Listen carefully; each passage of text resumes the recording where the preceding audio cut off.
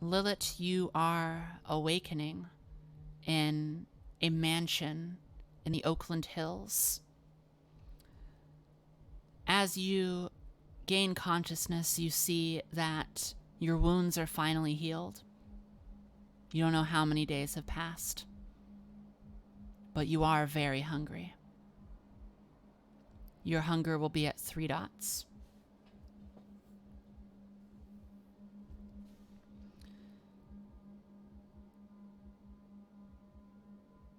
Underneath your door, where you have awoken, you can see that a letter has been pushed under the door.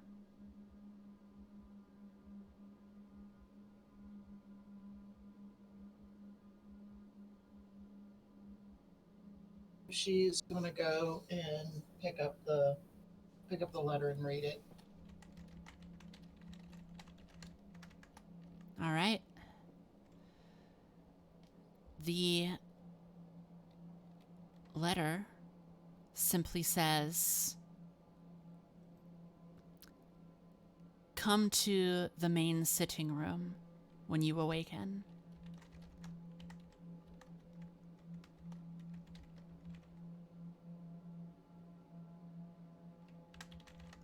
She crumbles up the paper, kind of like sticks it in her pocket, and she's gonna go down to the main sitting room.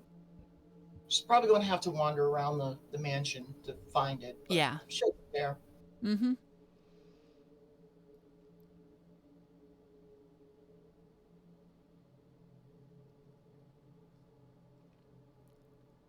As you approach, you hear the sound of some whimpering. And when you get down there, you see, seated on a couch, Tenorio. He has a leash in his hand. It is around a chained collar around some mortal who is trembling, beaten, bruised, hardly able to be in anything else but just a prostrate position. When you go down, Tenorio looks at you and says, "You must be hungry." And he just drops the leash and nods with his head that you can just do what you like. She is at this point with 3 hunger, recovering from her stake wound. She is going to definitely be very, very feral looking. She is going to be looking, her face is definitely going to have a lot of wolfish features because of um, her bestial penalty. Um, she is going to literally almost wolf like, but still in hominid form, leap over um, and just grab the mortal. And she just literally rips the throat out and just starts drinking. Very messily, very, very Sabat like. Full drain? Full drain. Okay. And when she's done, she looks up and goes, "Thank you, Daddy. May I have another?"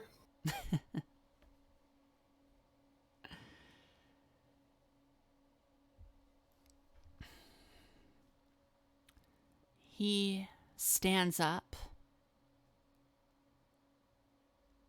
and says,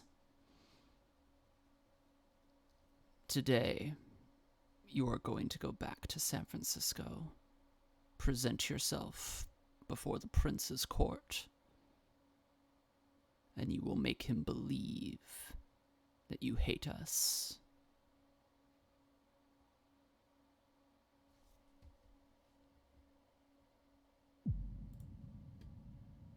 was my part of the deal, and I agreed to it.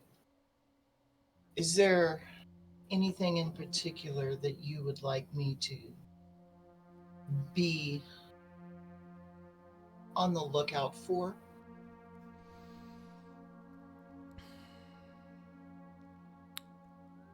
Or anything in particular that you want me to keep my ears open? And she literally puts her hands up on her head like wolf ears and twitches one of them. They're not going to trust you. So you will wear this. And he pulls out what looks like a flat thumbtack and holds it out to you, inviting you to take it from his hand. She reaches out with a very bloody hand and holds her hand out so that he can put it in it. Put that into the bottom of your foot.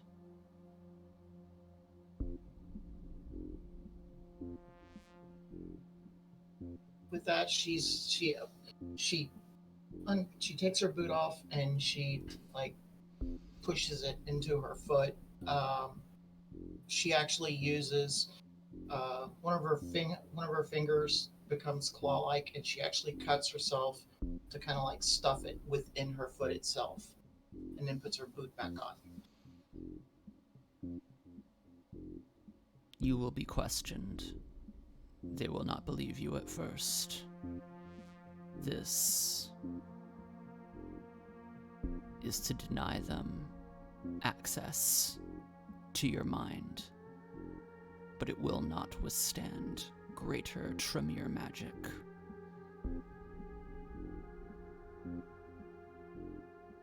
Oh, yeah. Those guys. I forgot that they existed. Especially after they all decided to desert from our group. Any likelihood of one being present? I don't know. I know how the prince is so paranoid about anything other than himself. The prince can look in your eyes, and if he wants to search your mind, let him in. He will not be able to see. But Tremere, be careful. Whenever the prince does try to go into your mind, dig your feet a little further into that tack. If you feel it really pressing in, if you feel him going to some place that you shouldn't see, step harder. It'll work. I don't think you can step hard enough if a regent tries to get in. Be careful. What's your story going to be? Story is that you killed the anarchs, possibly even you yourself, along with the help of Zeta, killed a friend of mine. You betrayed me and offered to basically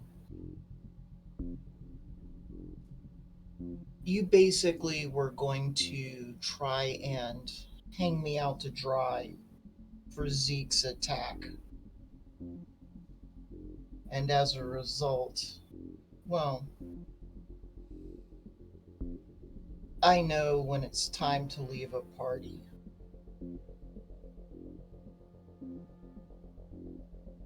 And that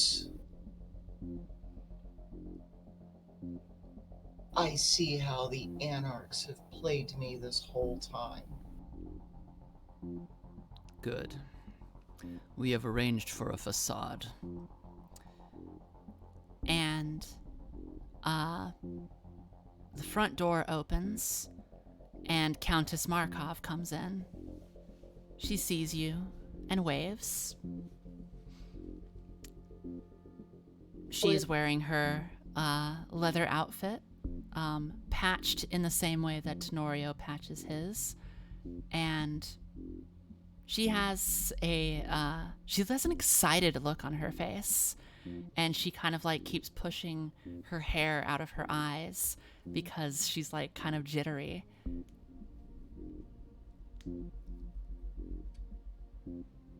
And oh, go ahead.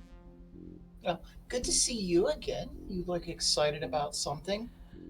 I think it's gonna be fun. Has Tenorio told you the plan yet? I was about to. Yet.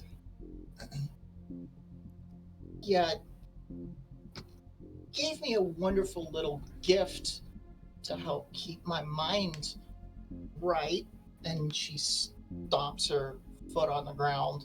Kind of winces for a second, but as she does, she's also putting both fingers to her temples and doing kind of a screwing motion, like, I'm keeping my mind right.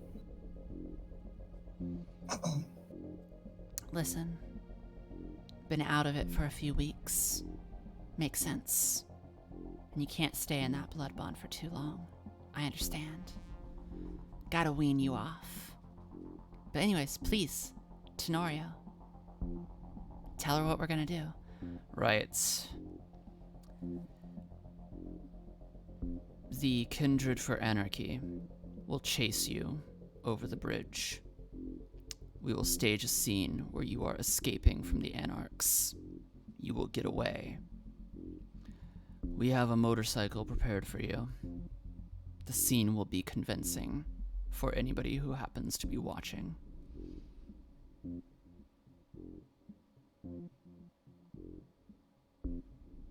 And Countess Markovs goes like, it's like in that new movie that just came out recently. What's it called?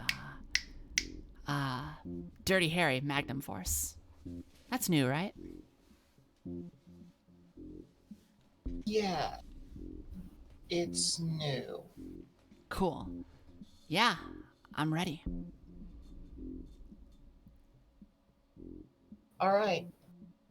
One question. How will I get information back to you once I'm over there?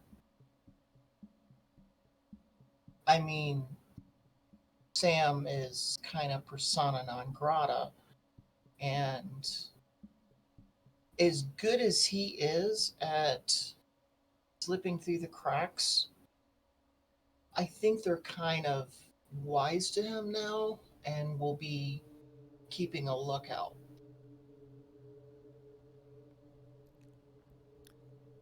We will arrange for dead drops. Your first one will be at your usual stomping ground in Mare Island. From there, Mandy will contact you. Cool. Just like being a spy for the Sabbat all over again. It's going to be fun. Indeed. Tenorio stands up and, without saying too much else, except for a couple of grumbles, walks out the door.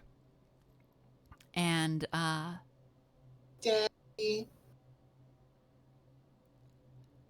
Countess Markov turns to you with like this open mouth smile, like, what did you call him? She just winks at Countess Markov. Okay. Well,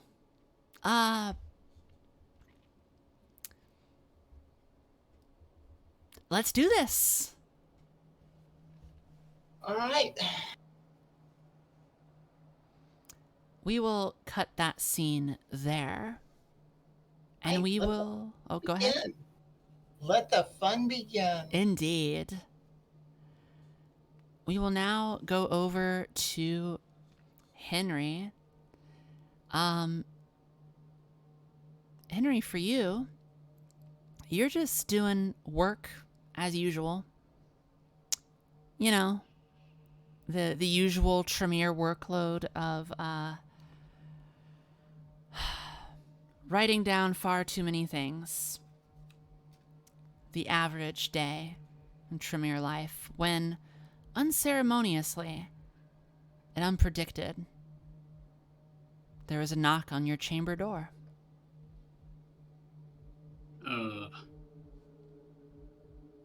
All right. Well, I guess I'll shuffle over and see who it is. Do you want your chamber door to have like a peephole, or do you want to open it? I'll peep. Yeah, Okay. what if it's someone I don't want to talk to? When you peep right on through, you see that it is Tremere Regent Luna Demian tapping her foot kind of impatiently on the other side. Okay. I'm gonna throw that door open very quickly and arms at my sides. Nice, good posture. All right. Hello. She walks in. She starts, without saying hello, just starts looking over your chambers, seeing what work you've done. How organized is it?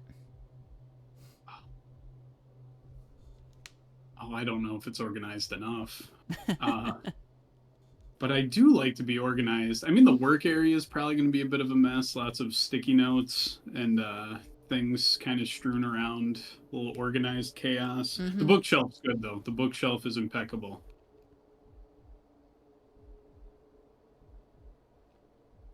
Without turning to look at you, still looking at everything, she just goes, busy working, I'm assuming? Always. Always. Good. Then she turns back to you. The prince will see you today, and you will see the prince. What time? Soon. But I have to ask first. How much have you learned of the other clans? Oh. Kind of tugging at my collar a bit here. What does she mean by that? What? Oh. If I say enough, it could be a test, and I'm supposed to say there's never enough, and you should always keep learning. But if I say I don't know enough, I might be slacking. I have learned a fair bit about the other clans.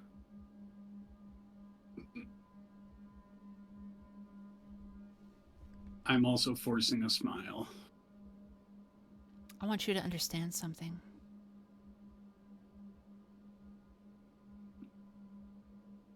Two things are going to change about you immediately.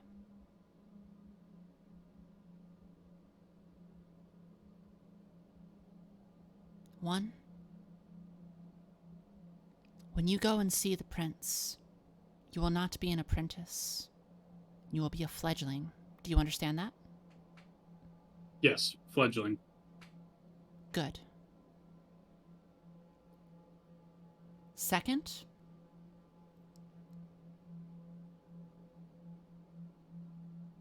as an apprentice, I have selected you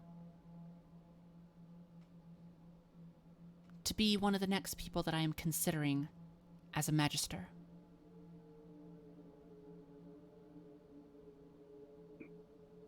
Henry's eyes get very wide, but he is trying to stay as stoic as possible.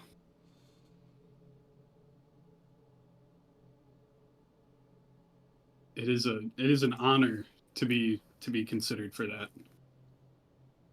Today is going to be your first test to prove whether a magister you make or not.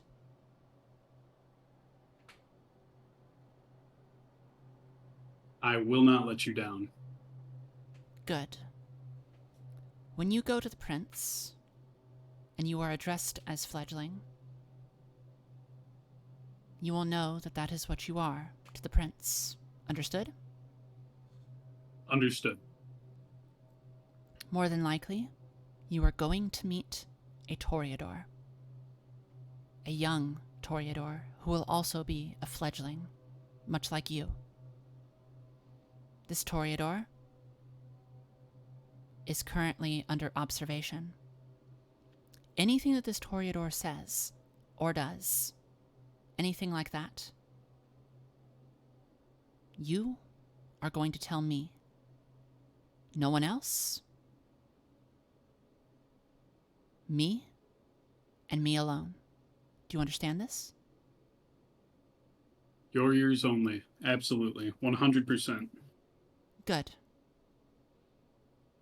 The prince will see you at the royal court, the San Francisco Civic Center, in half an hour. Prove yourself. It is done. It is done. As you wish. Good. She quickly turns and leaves, going down the hallway. And now with your door open, you can hear how her tall heels kind of like echo down the chamber. I am just going to stand by my door and wait for those to just be completely imperceptible before I do anything else.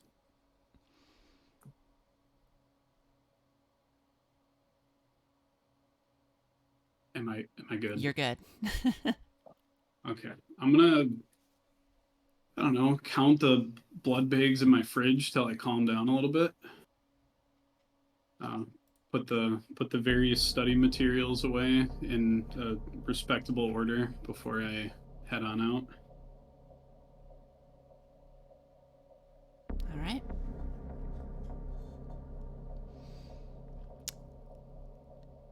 And now,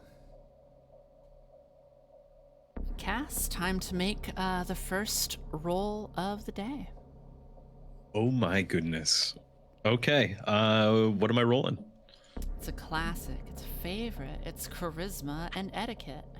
that is one of my favorites. Is this a social roll? Yes, it is. Nice. Let's see. Gathering my dice.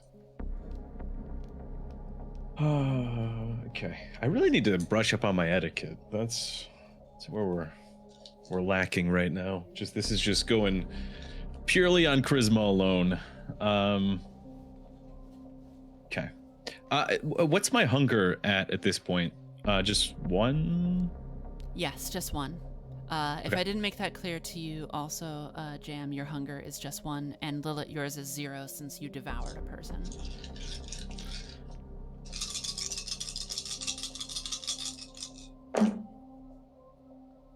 Okay. 2.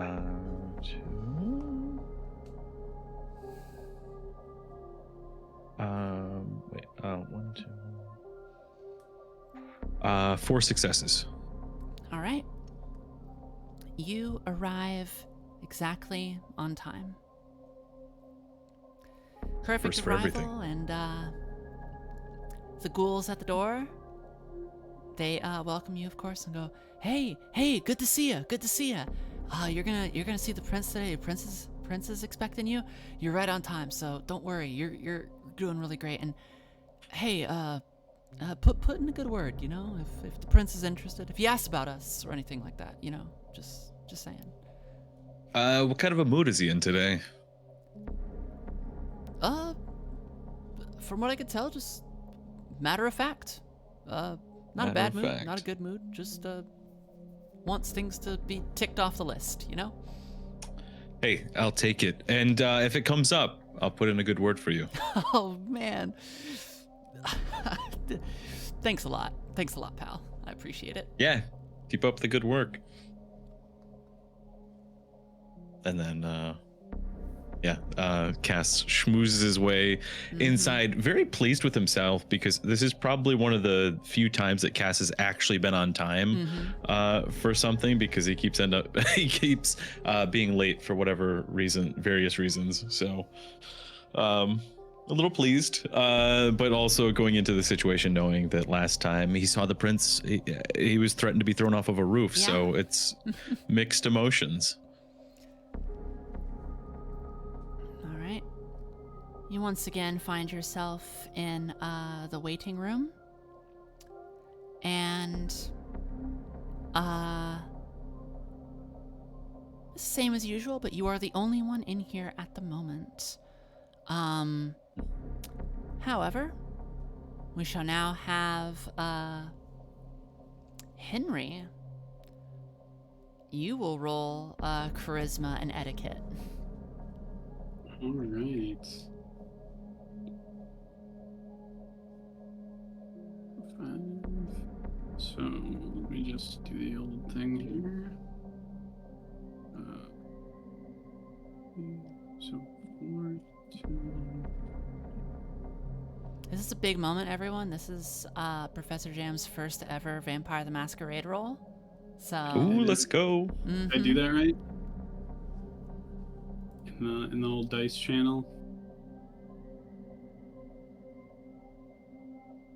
So I've got 5 total, but the 1 has to be a hunger dice. So it's the second set of numbers, that'll be right? fine. Yeah. So I think I got a crit. Yes, the 10 means 2 successes. Neat. And then the hunger dice is another success, right? Hunger dice, all you have to care about is whether it's a 10 or a 1. Oh, okay, cool. It is neither, so nothing happens regarding your hunger or your beast. Nice. All right. So 2 successes. You arrive also at Civic Center. There is, as you approach, there are 2 people standing right outside. And as you go up there, these 2 guys just kind of like, they look like just normal, like,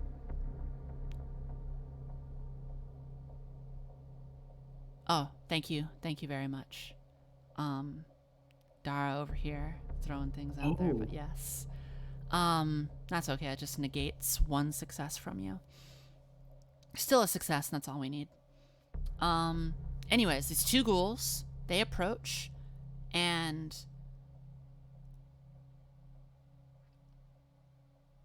you don't know that they're ghouls. You don't know really much about them. It's just 2 dudes come up and stop you, and they put their hands out, stand in front of you, and they go, "Hey, where do you think you're going?" I have a very important meeting I need to get to, so if you gentlemen wouldn't mind stepping aside, I'll be on my way. They look at one another, and they say, "What is the Vitae?"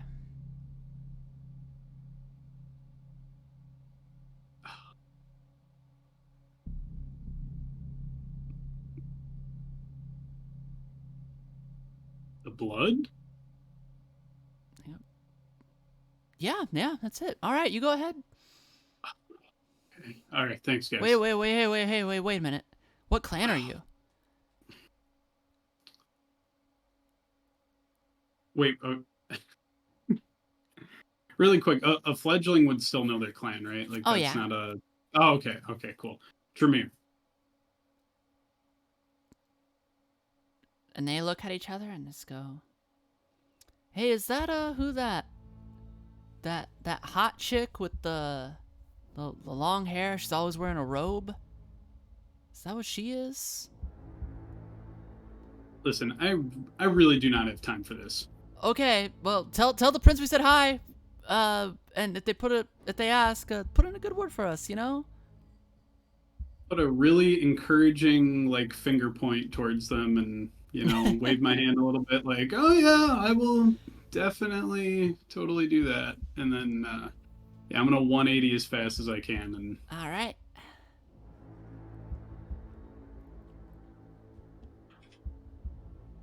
Okay, so you now arrive in what appears to be a waiting room. You see Cass. You don't know who this is. James Castle just sitting there also.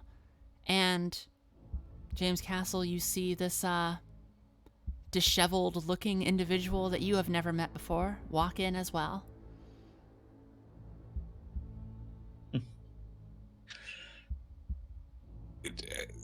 They don't head straight in, right? No. They're just in this. how big's this room again?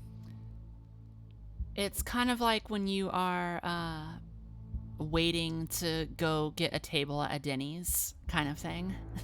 Oh, Nice. James will stand up and approach Henry. Well, I don't believe we've met. I'll reach out for a handshake. It's always good to start off with a nice formal cold handshake. James will give a nice firm handshake and a smile, and the name's James Castle. So pleasure to meet you. Henry, it's nice meeting you too. Henry. I don't think I've heard your name before. No, I don't get out much. Fair enough. There's a lot to see in this city. Can't be cooped up all the time. Contrary to popular belief, you can be. But what do you get up to around here? That is a great question. I make movies.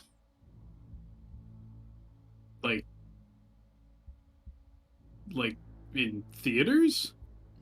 Yeah, in theaters, and a few other things.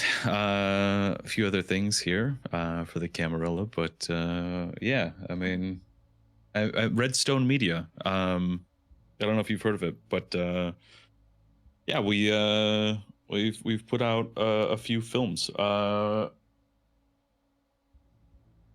Do you have a card? Yeah, absolutely. Cass reaches into his back pocket and pulls out his card holder that he clearly has, like, this finely engraved piece, and flips it open and hands a very stylish card over to Henry. One side just being the Redstone Media logo, which is it says Redstone, and then there's there's almost a triangle, if you will, and what would be essentially an upside down red teardrop. It's a bit on the nose, but Henry will give a little smirk, and he appreciates nice craftsmanship, attention to detail. Yeah, I'll have to check out some of your films. Wow, it's not every day that I get to meet a real mover and shaker. I mean, around this place, I don't know if I could say all that just yet. The door opens to the main chamber and just says, "The prince will see you both now." And the person who opens it, you recognize James Castle as the woman with the cane that was also on the roof with you.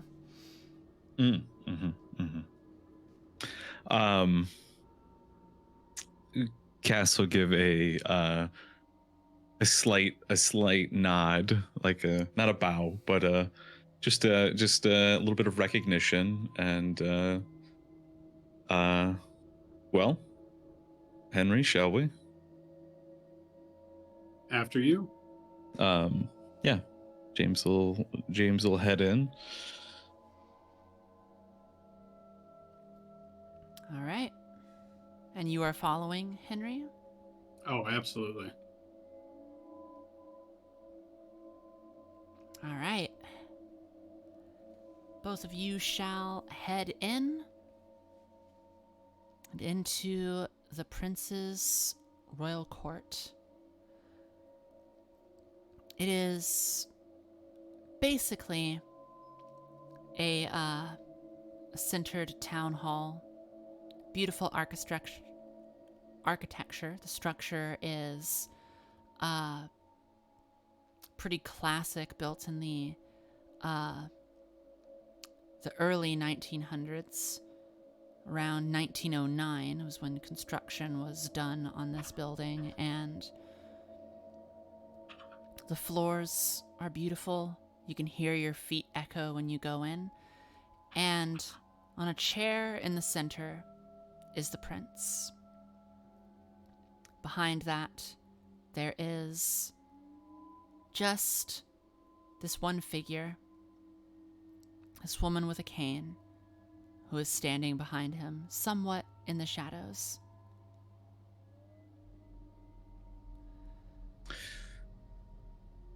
A pleasure to see you again, Your Majesty. And James will give a decent bow. I'll bow a little bit lower.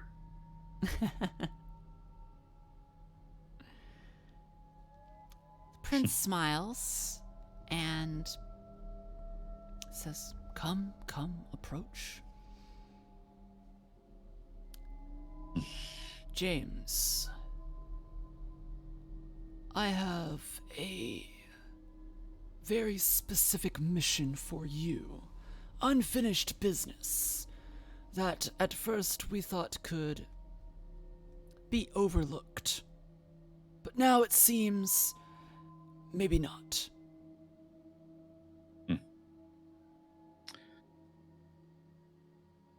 And what is that? Mark Truth.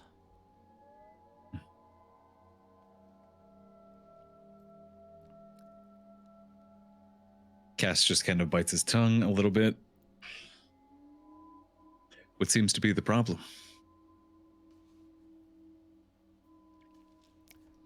Rumor has it that vampire hunters are coming to the bay. Now, we don't have any reason to fear them here in Camarilla territory, but we would if they had a reason to search for someone in the Camarilla. There is one person on that side who knows the name of a kindred here, and that is Mark Truth, knowing your name.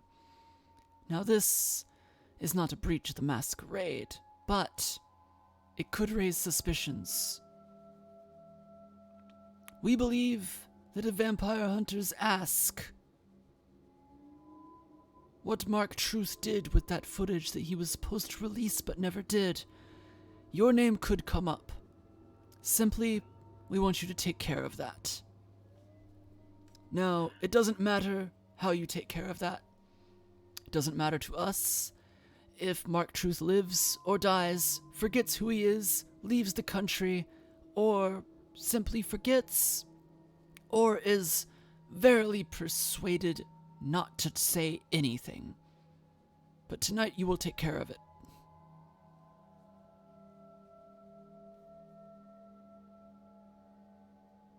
I understand. Good. Real quick, we're going to adjust our scene over to Lilith. who's in Emeryville with a straight shot over to get on the Bay Bridge. The Kindred of Anarchy getting on their motorcycles, and they give you some high fives, Lilith, as you prepare to go. Let's make this look good, because while the prince is a cocky fuck, he's very distrusting. So let's keep it just shy of final death for everyone, but let's make it look good. The Countess smiles, bares her fangs a little bit, but in a grinning way. And she just goes, "Don't worry. Thankfully, the Camarilla are fucking stupid. Let's go." Just smiles very, very big at her, and then like winks at her, and then blows her a kiss. All right.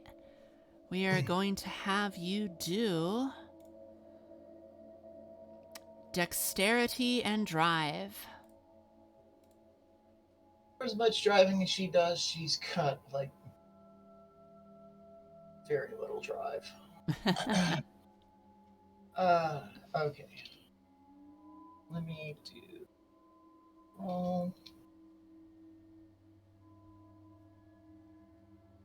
It's been a while.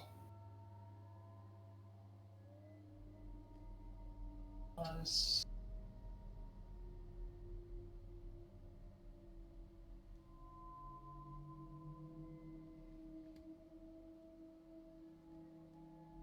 I don't screw this up, because this has been way too long.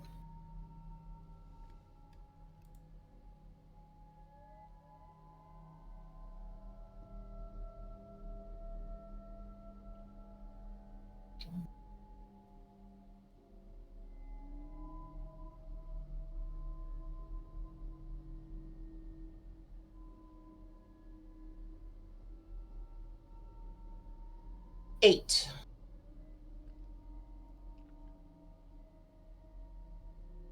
You're just rolling 1d10?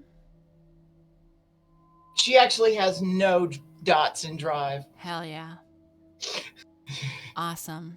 She never learned how to drive. She just did it because the Sabbat told her to. Of course. All right. Very good. All right, driving across the Bay Bridge. They give you a bit of a head start as you go right on over through. The traffic is pretty good going into the city this late at night. It's coming back that is the killer on that commute. But you have mostly free road, and you are going very fast. The Kindred of Anarchy start getting closer and catching up.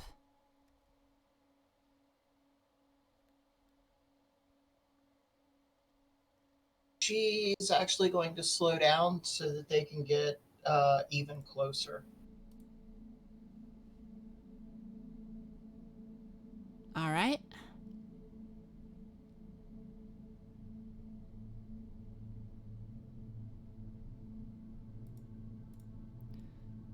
All right. They get real close to you, getting on either side. And Countess Markov pulls out from a bag behind her a baseball bat, and just barely above the hum of the engine, she goes, "Sorry about this," and she's just gonna try to whack you with the bat. For that, we'll have you do a roll of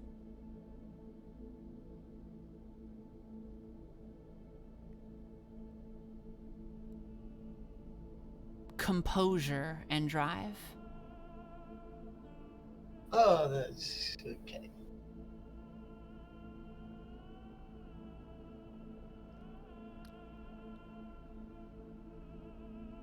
Yep.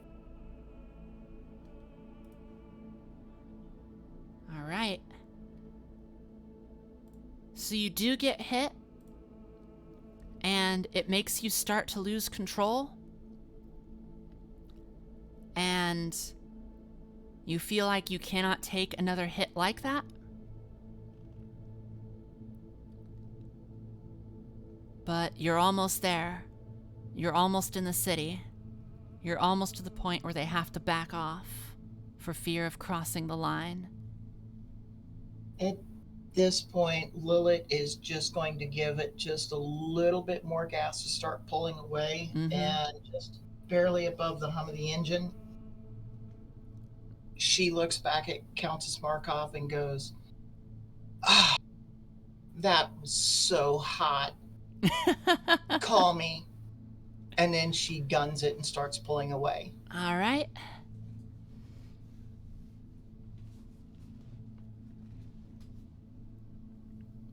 All right.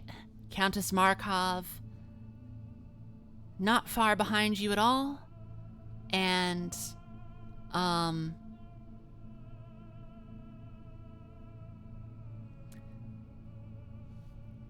she is going to make a fun roll because she's a ridiculous Bruja. Yeah, wonderful. From her motorcycle, she jumps off and forward to land right on your back on your motorcycle. And she grabs you, and you hear her just get close and go, "I will," and then goes to tackle you to the ground, bring you on the road at 80 miles an hour. Just before Lilith lays the bite down, she goes, "If you want to make it look good, there's a stake in my pocket." And then lays the bite down and makes sure that it rolls out of her jacket. All right. As you are in this tumble going through, first of all, you are going to take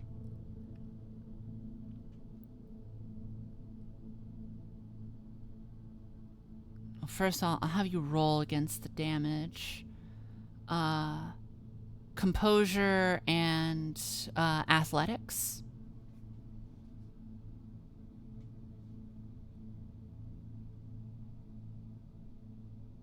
And you said athletics.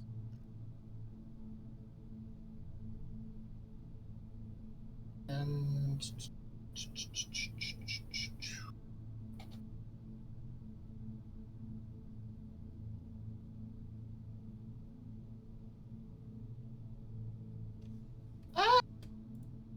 hold on, I messed up. No worries. You know what? I'm just going to do this the old-fashioned way for right now. Sounds good. It's been too long.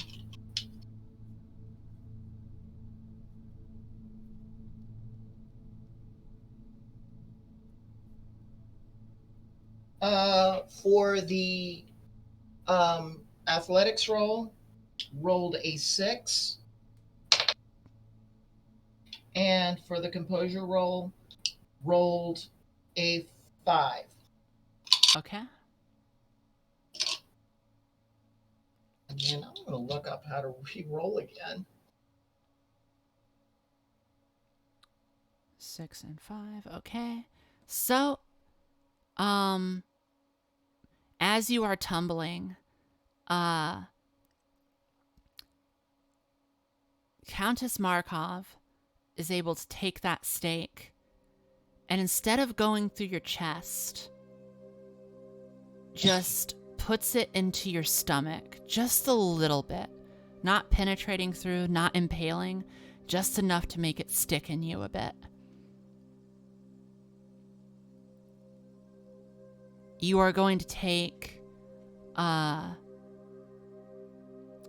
aggravated damage from this. All right.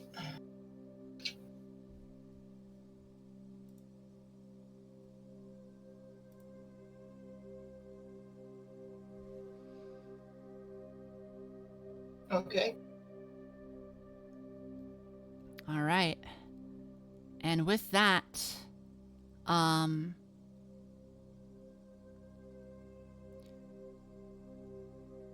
you see that you are technically across the city line.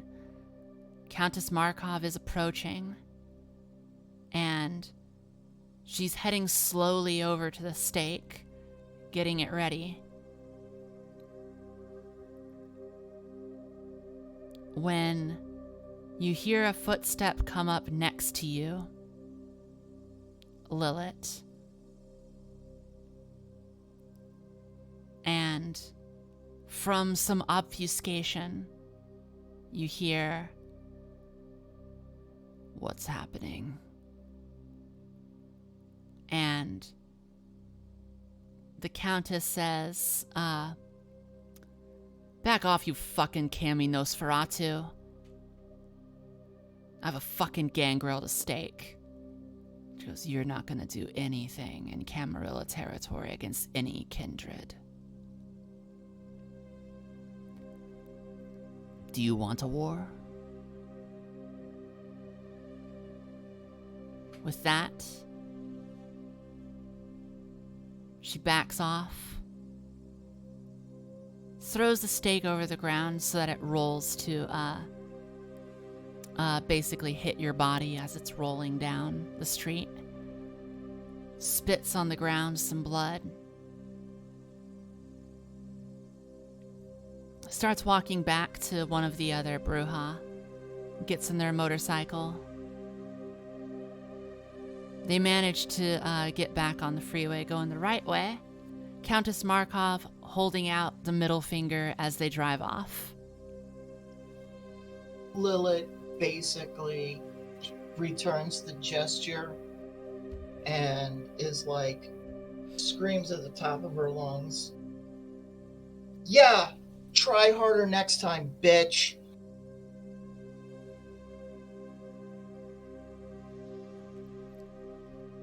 With that, I want you to make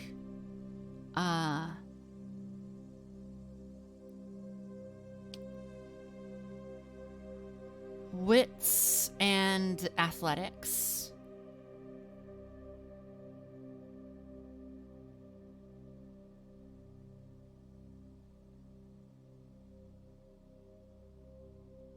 You said wits. Yes, wits and athletics. Okay, good. I got it right that time. All right. 2 10s.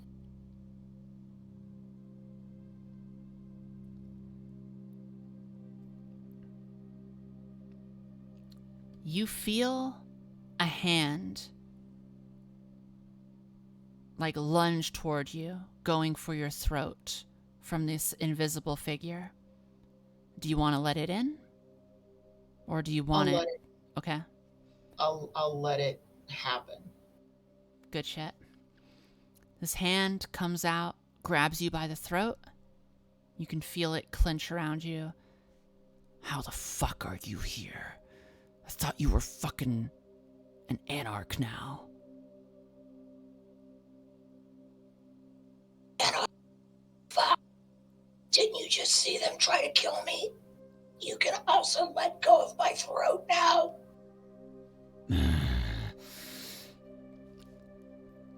You feel the group, or the grip, loosen around you suddenly.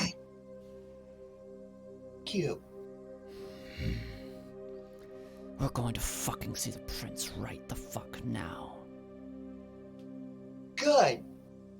I'll fucking declare my loyalty to the fucking Camarilla. Fuck the Anarchs. Fuck their lion asses. Fuckers were using me, and then they just tried to kill me. They killed a friend of mine. Fucking the bitch Zeta tried to fucking kill me. Markov tried to kill me, and fuck their sheriff. Save it for the And they ruined my prince. jacket. And she like throws her jacket to the ground with a stake hole in it. Save it for the prince. Come on. Yeah, whatever. All right, so going back to the meeting between the prince with Cass and Henry, it goes a bit like this. James Castle, I would like to introduce you to this fledgling Tremere. What's your name? Henry Draw, Your Excellency. Yes, Harry Drew. Yes. This Tremere is going to go with you for a couple reasons. One is because we want to ensure that you are safe. Worst case scenario, vampire hunters already got to Mark Truth, and if so, there may be traps. If there's traps, the Tremere can find them. Isn't that right, Harry? Absolutely.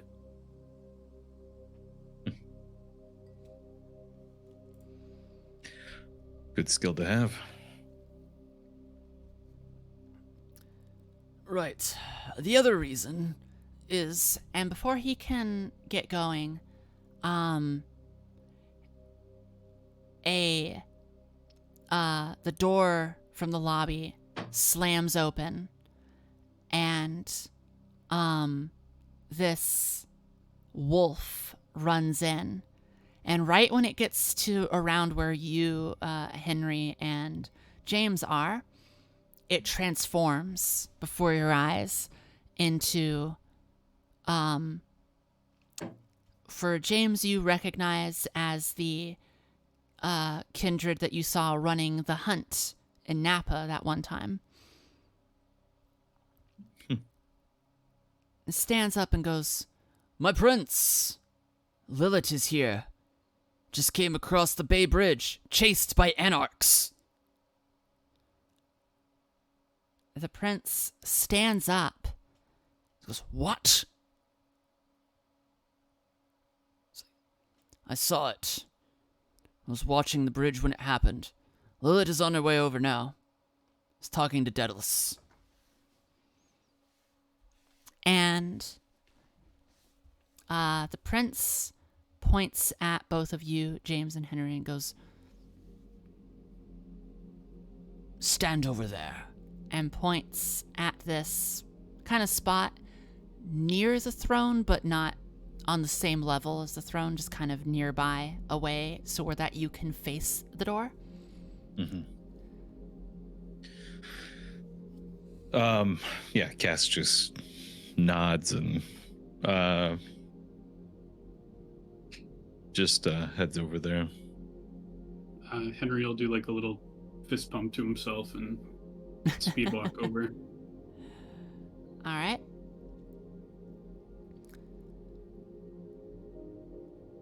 Some time passes.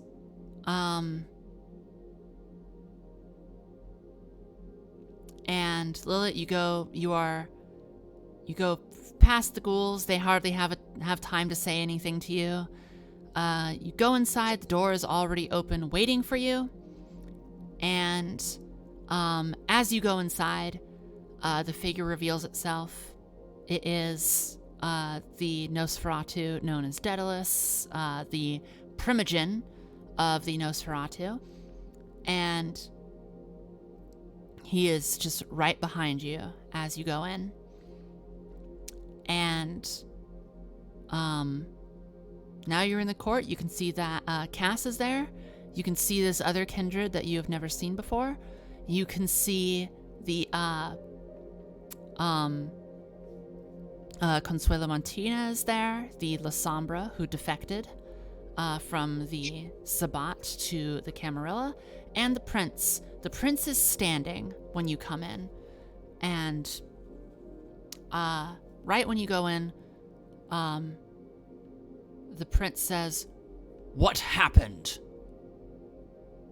So Lilith, she's walking in. Obviously, she threw her jacket down, but her t-shirt has the hole where Countess Markov attempted to stake her. She's holding it. She's holding the wound, which is obviously bleeding. She's got kind of a look of pain on her face.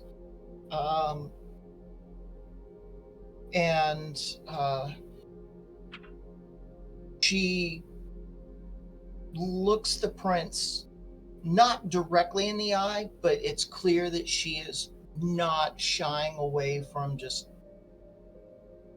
basically looking him in the eye. Fucking anarchs, or what happened? They fucking used me. And then when I found out that they had no fucking intentions of basically adhering to anything, they fucking murdered a friend of mine. They wanted to blame me for the shit with Zeke at the fucking mall. I found out that they were using me, and they were using the whole ties of, oh, you were a loyalist faction of the Sabbat, then we can get along great as anarchs. And I found out that they just wanted to use me to fuck over you. Especially their fucking bastard of a sheriff. And on the way here, fucking bitch Markov fucking tried staking me. That's fucking twice now within the last month. James Castle. Tell me what happened the last time you saw Lilith. As I had previously stated, we were in a confrontation with the Sabbat, and the Sabbats and the Anarchs at the mall. The Lilith went off, spoke with the Sabbat, came back, and spoke with the Anarchs, then was staked and taken away.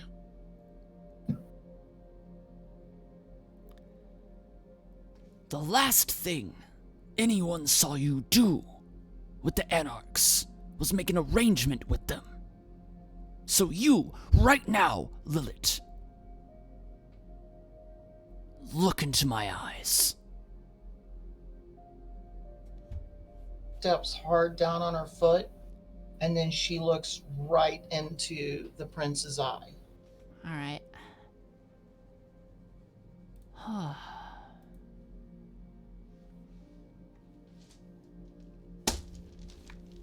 lot of dice.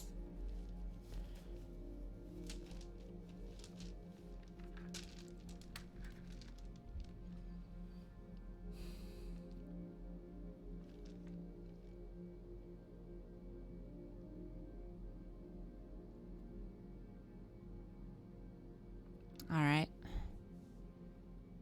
You're stepping hard on your foot. You will still have to make a roll. Just Okay. know that it is boosted a lot. You are going to roll first your willpower.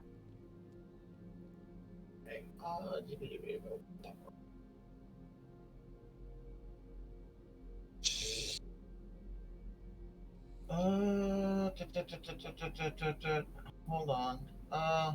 Shit. Where's my willpower? Right under your health, between your health and humanity.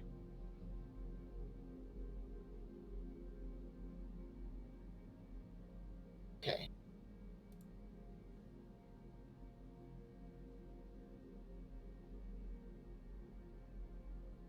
Okay. One success. One success.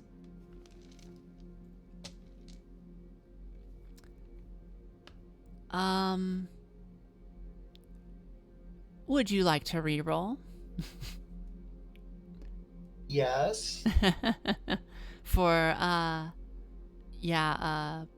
lose basically roll your willpower again, but with one less dice.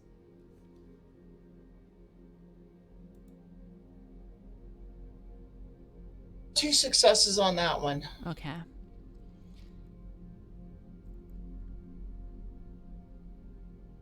You will pass. You feel that the prince is not going to get past the filter that you have. As far as the prince knows, you're letting him in. However, the strain on your willpower is going to give you one hunger. Okay. The beast goes, "Thank you for the feast before. I missed the blood. You can thank me again for repairing you. I'll do it again if you give me more." In her mind, she tells her beast, "Later, I will give you the feast that you want."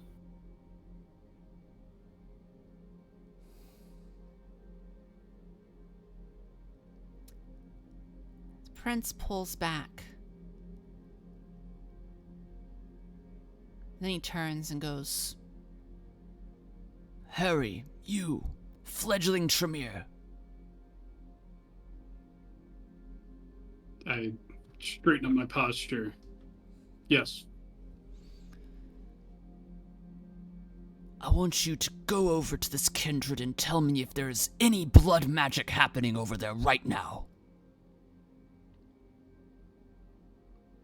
Right away, Your Excellency. Oh, God. And Lilith is going to make sure she is like putting full weight directly on that tack. "Mm-hmm." All right.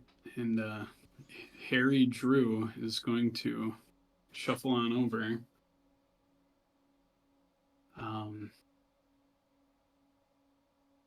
I feel like I might be a little bit out of my element here. Is there anything that I could roll to actually tell here, or signs I can look for? Sense the unseen. Oh, sweet. Wow. As he starts getting closer, Lilith is going to like put her hand out and be like, "Okay, that's far enough, fucking you wizard nerd." Now, there's no need for such profanity. I think we heard enough of that earlier, and in such polite company. You'll find out I'm not a polite company in any regards. Cass is stifling a chuckle. I'll look back at the prince, like, do we care about that at all? I won't say anything. God, I will not say anything, but I will do a quick glance over my shoulder. The like, prince is just looking at Lilith, just like drilling a hole through her with his eyes. Shoot, good enough for me. All Lilith right. looks at the prince and just like does a, and then looks back at the Tremere. All right. Is it wits plus aspects or resolve plus aspects? It'll be wits plus aspects, yes. Okay, wits plus aspects. And then do I have to care about my hunger dice for this? Yes. Okay, so 3d10 plus 1d10. Oh man. Got a success, got a 1 though to take away from it.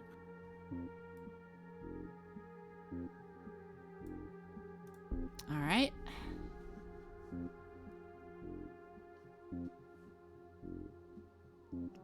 Seems fine to me. Yeah, I Yeah. give him the thumbs up. All right. Thumbs up happens.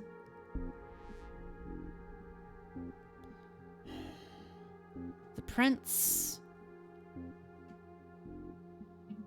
sighs, sits down. He's no longer staring at you, Lilith, and just says, Come here, Lilith. Lilith starts walking towards the throne, and as she walks by the little sidebar, she just grabs the bottle of fine blood that she always grabs uninvited, as every time she walks into the throne room. yeah, as you go to do that, the prince goes, No, not this time. And this time, walk back to where you were. And when you come over, you will come over to me on all fours.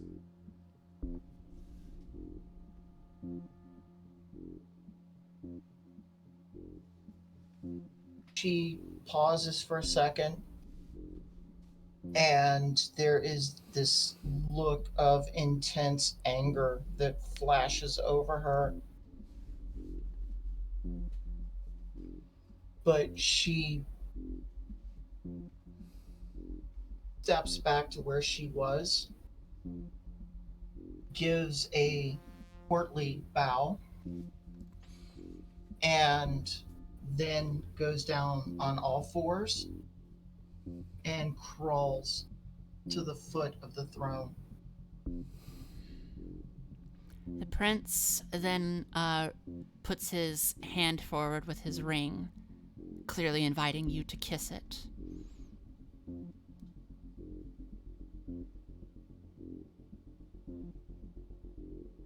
Lilith will have this look of utter disgust and humiliation, but she will reach out and she will kiss the ring.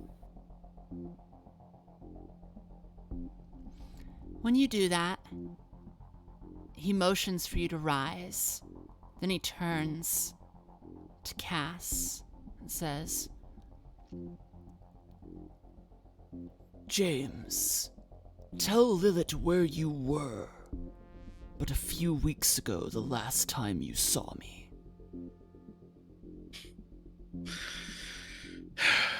Cass sighs a little.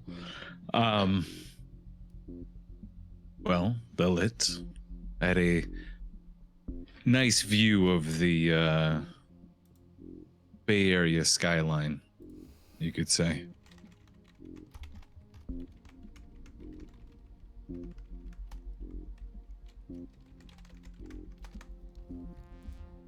the prince, Lilith doesn't say anything. Go ahead. She just keeps. Lilith doesn't say anything. She just kind of keeps her eyes lowered.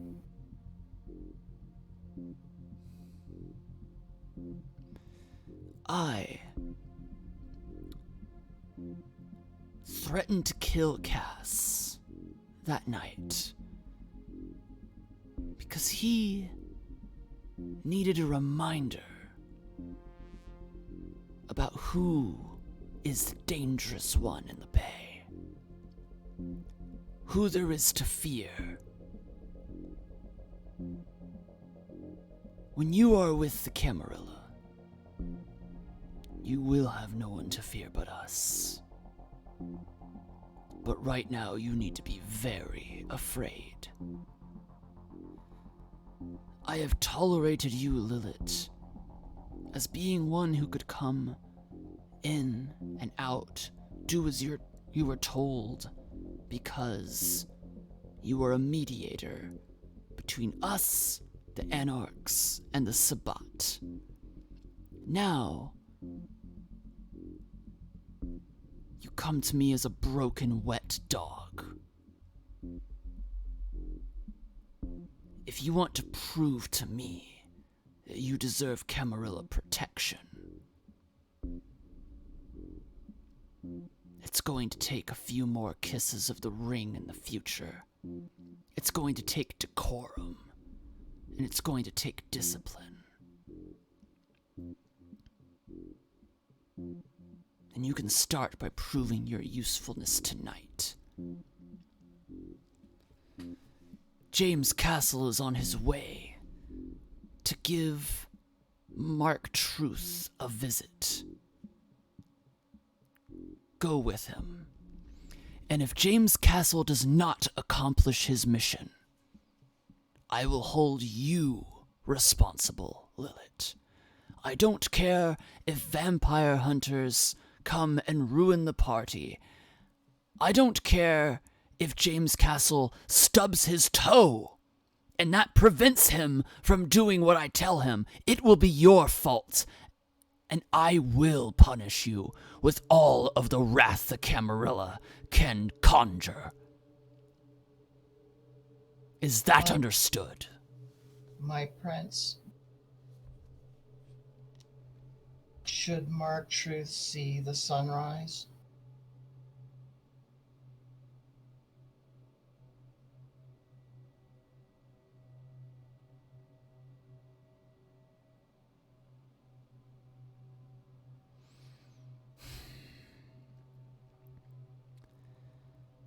I will leave what will be done to Mark Truth in the discretion of James Castle, and he will tell me whether the mission is accomplished. You command, my prince. The three of you, go. You have something to do.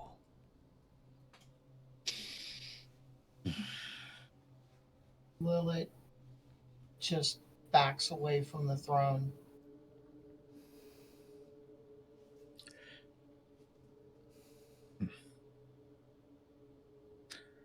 James will walk out and give a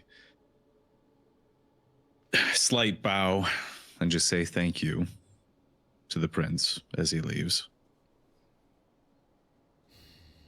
The prince does not respond. He looks just angry and frustrated in his throne and doesn't want to be acknowledging anyone at the moment. Very fair.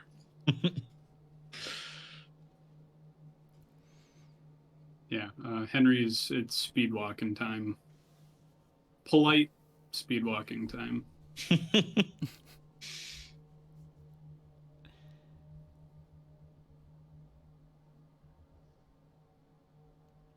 All right.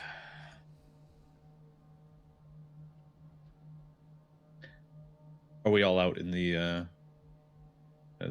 waiting area now? Yep, out in the waiting area.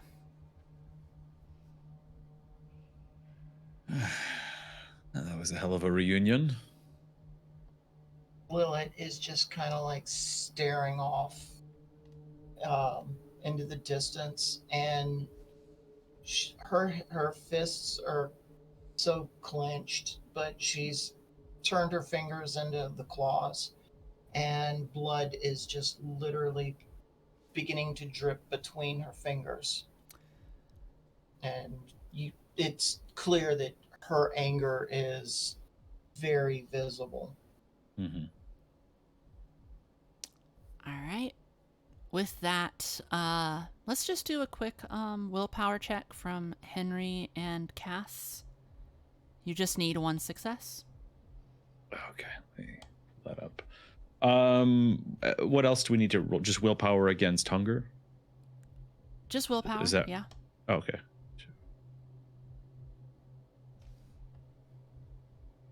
So, would that be 7? Am I reading that right? Do we roll hunger as well with this? No. No, okay. So just willpower. Got it.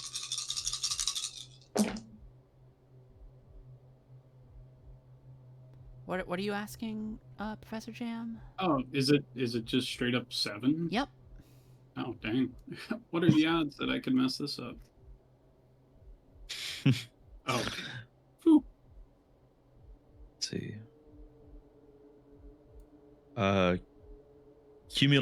Cumulative, that's 2 successes. Okay. I think I have 6 successes. Yes, you have 6, which, for Cass, you just hear this blood. Angry blood. I bet it's delicious. We could have some, you know. But your hunger does not raise. Wait, I did lie. I have 4 because I rolled those 2 1s. Oh, think. yep. Yep, Yep, I need yep, to get so- better at seeing those two. Either way, for Henry, you just hear a quick, and that's it. But your hunger does not raise. You should be careful. You're going to hurt yourself. Cass says to Lilith. As I am right now, the only thing that would keep me from hurting anyone, which would be you, is that I don't feel like dealing with final death tonight. Well, we all got to deal with it eventually. And unlike you, I'm not scared of a flight off of a building. Well, it sounds like you don't want to deal with one at least. One thing they teach you in the Sabbat, and you learn very quickly, if you fear final death, then you will not survive in the Sabbat, and you are quickly weeded out. We have work to do.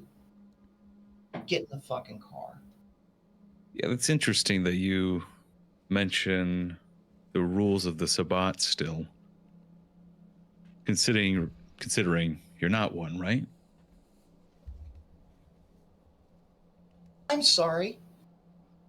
Do you want me to go in there and kiss the prince's ring one more time? I don't give a shit about lick all his that. ass as well?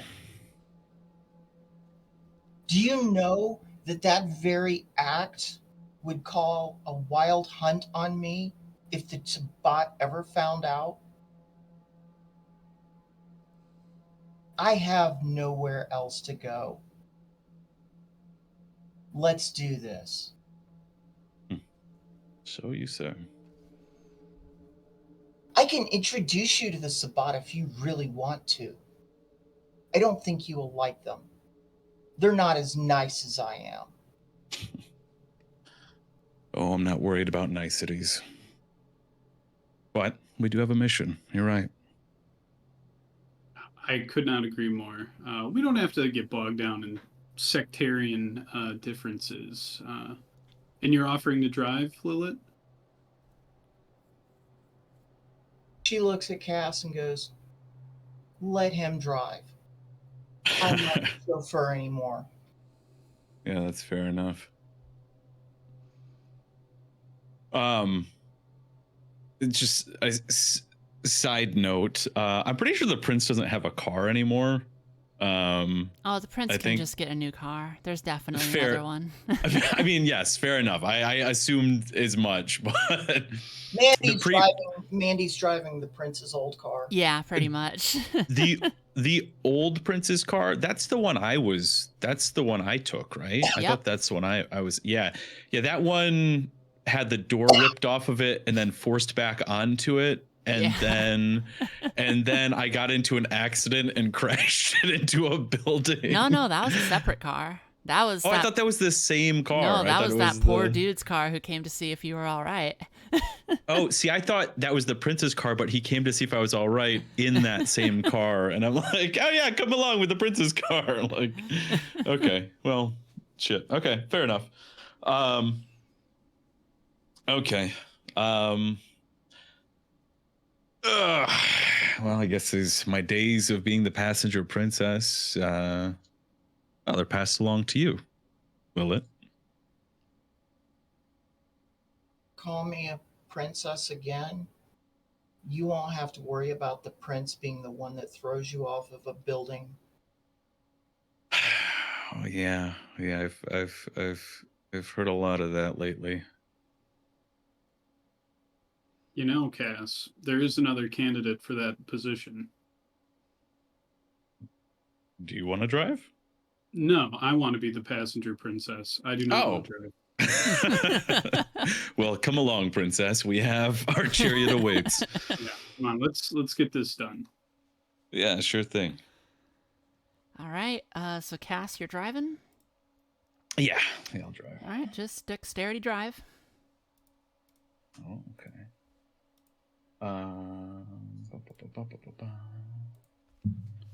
Is this a social roll? No, it is not. Can I use my looks to drive? Yeah. It might help. I don't know. Maybe it'll get me out of a ticket or something. If you mess this up, you're staring in the rearview mirror a little bit too much. Yeah. Everyone's just like, Henry just starts going, we've been in the parking lot for a while, and all this Toreador has done is just adjust his hair in the rearview mirror. This strand won't go into place. At some point, Lilith would just smack him in the back of the head. Fair enough. That is... Blood dice don't matter unless it's a 0 or a 1, right? 10 or a 1, however you're reading. Sorry, your 10. Yeah, defense. 10 or a 1. Yeah. Okay, cool. So 2 successes. Okay. Yeah, nice little drive onto the fringes of Anarch territory. To Mark Truth. Over by a studio that you are familiar with, right by Expressions College. You know the route. You've been there before. Mm-hmm. And it is a beautiful night. As it turns out, the night is actually quite beautiful. It almost feels strange to put it against everything that's been happening. The craziness, the insanity. It is a night where the moon reflects off of the bay. I see that the characters would like a car chat. Please, go ahead.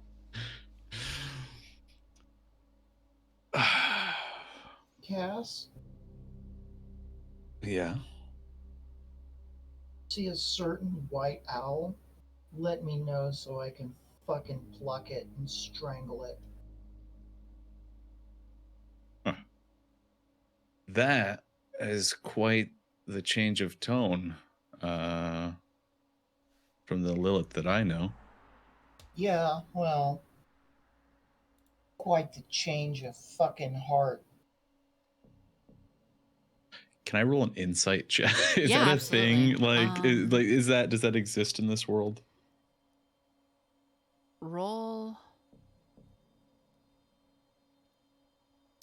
wits and insight. Okay.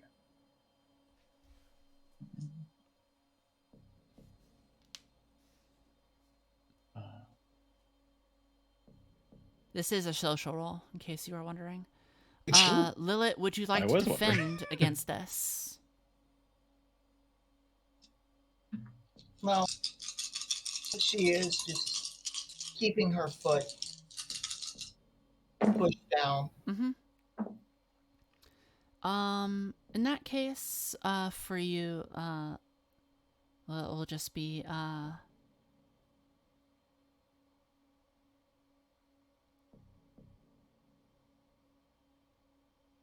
It's just one success. Okay. Lilith, for you, roll your resolve and subterfuge. Let's see if I can type.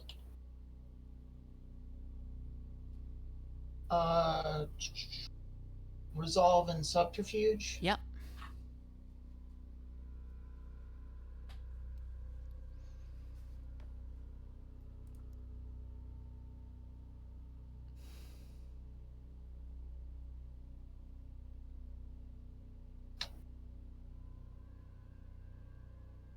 Yep, no successes. Okay. Cass, you're not sure what it is. You can't tell if it's dishonesty, frustration, but it's not quite as black and white as Lilith says. That much you can be sure of. Mm-hmm.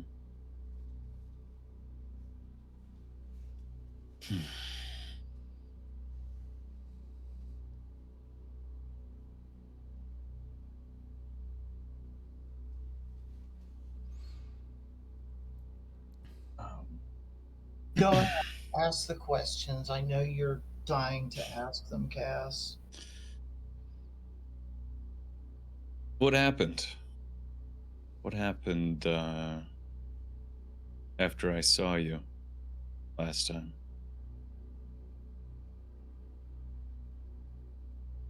I was accused of setting the whole thing up. Did you? When they pulled the stake out of me,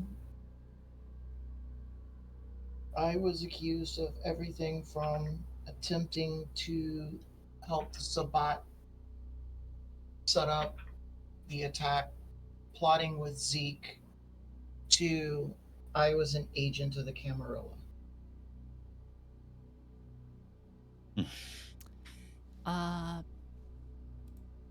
Lilith, I'm gonna have you roll your choice, subterfuge with either manipulation or charisma. Your choice.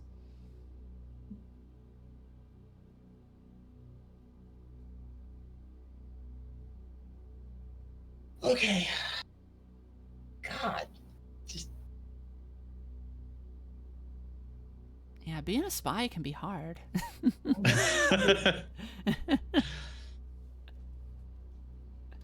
Yeah, my especially since the dice are not happy with me tonight. I don't know what the deal is. They don't like liars. I got one success. One success. Okay.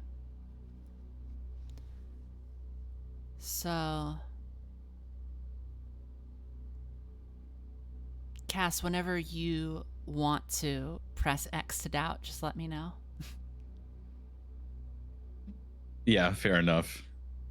So what, they blamed it all on you and tossed you to the wolves? Yeah, sorry for the phrase.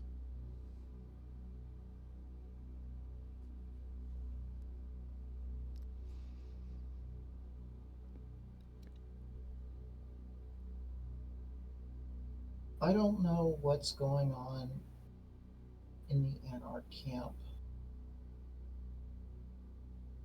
There's clearly things working. The sheriff has some kind of plan. I don't know what it is. Countess Markov is in on it with him. I don't know what's going on.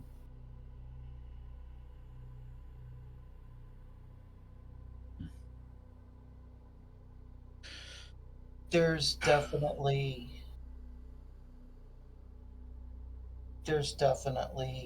something that's going on, and with the hunters, there's no trust, especially against. There's no trust outside of the Anarchs, especially when it comes to the Camarilla. Well, I mean, trust is all we have right now, isn't it? I mean, us versus the hunters. At the end of the day.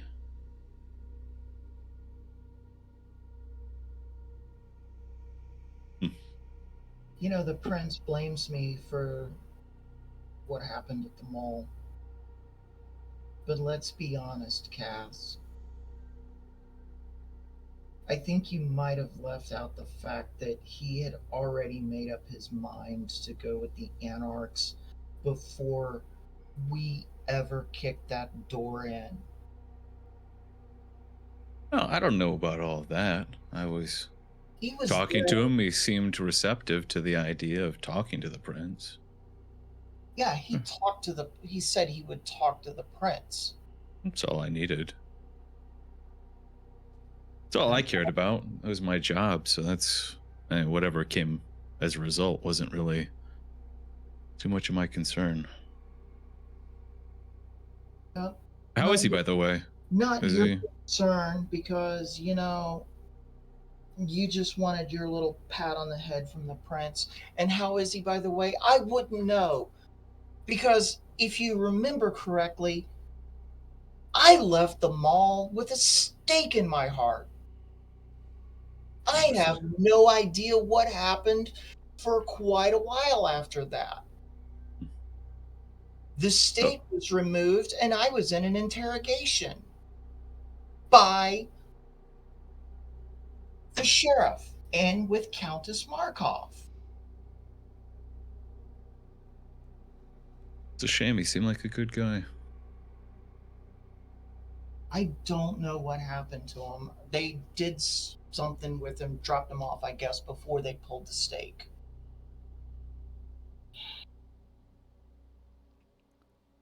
Look, I know we've had our differences in the past, but you're the only one I trust right now. And then she looks over to Henry.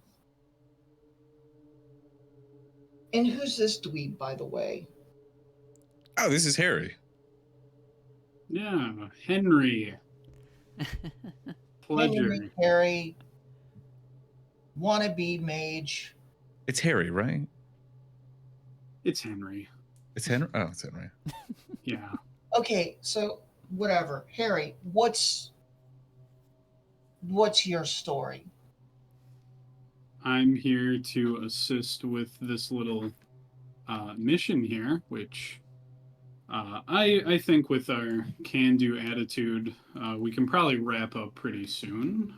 You both seem like very capable people, and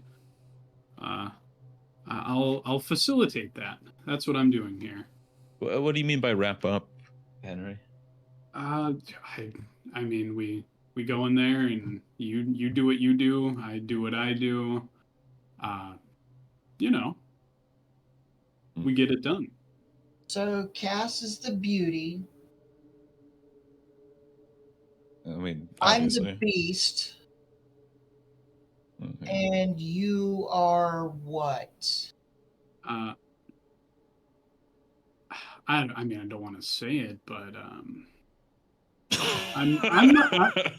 I might be the brains. I might be the brains. You can stop talking now. You set him up for it. You set him up for it. That's not fair. I wanted to ask this Mark Truth guy, like vampire hunter, mercenary, spy extraordinaire. Who is this? God, this.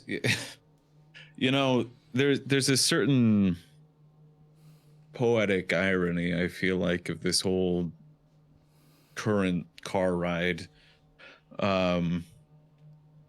I think our first car ride, Lilith, was going to visit Mark Truth. Is that right? That's right. I remember asking if you had an off switch, which I'm now going to ask the Tremere in the car. Oh, he hasn't found it yet. I can very well find it for him. Oh, I meant my off switch. Well, if you actually trust me, maybe I can find it for you. Oh, see, I learned a long time ago. Okay, That, that's not wrong. What came out wrong? Nothing. Drop it. Oh, look, we're here. No, we still have like 10 minutes, I think. Like our GPS was rerouting. The traffic was crazy. Is Mark so terrifying that you can't bring yourself to talk about him? Yeah, he's a real monster. Question is, I'm hungry. The prince said to deal with them. Yeah, by how I decide to deal with it. You are the boss. I will never say that. I'm not gonna make you. Good. I would rather throw myself off of a building. Hey, it's it's a pretty view at least. Anyways, no, Mark's just a guy. I mean, he's not just a guy, but he's human. And he's not a bad guy. That's where the struggle is right now, Henry.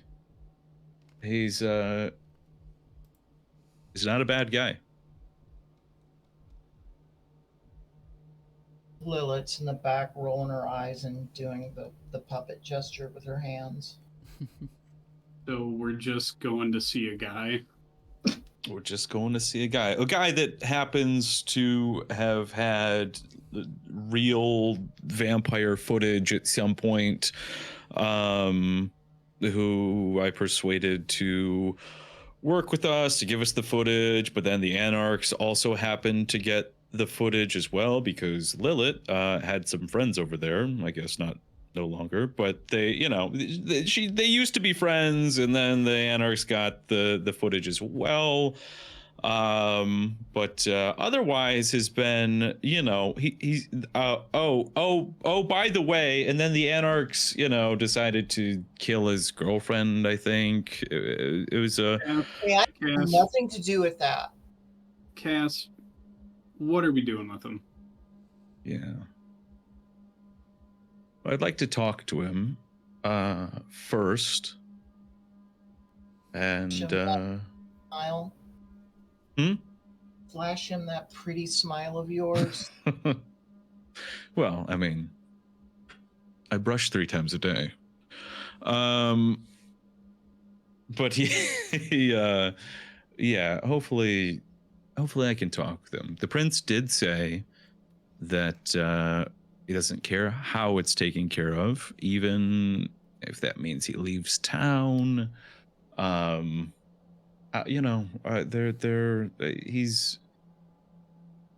He's a person that's interested in media. Maybe there are other places better suited for that other than the Bay. I heard LA is nice this time of year. At this point, we will be arriving at the studio for rent where Mark Truth does his podcast. And parking in a familiar spot, you know exactly where to go and what to do.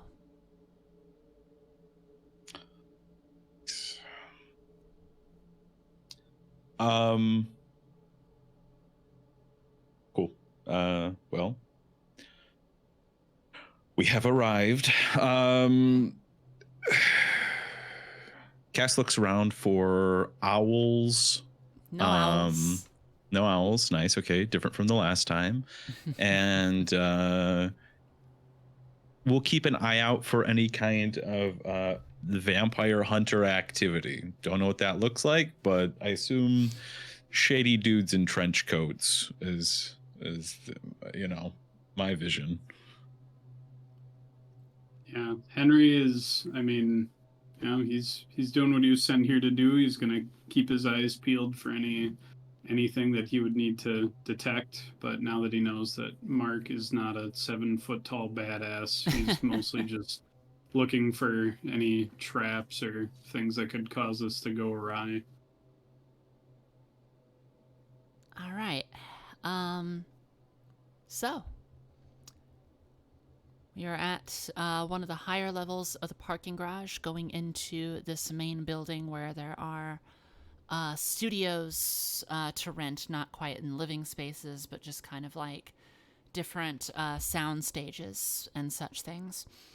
Going inside and following Cass, you are taken directly to this one soundstage that it is completely soundproofed, but there is glass in this small room that's about like 10 feet by 10 feet.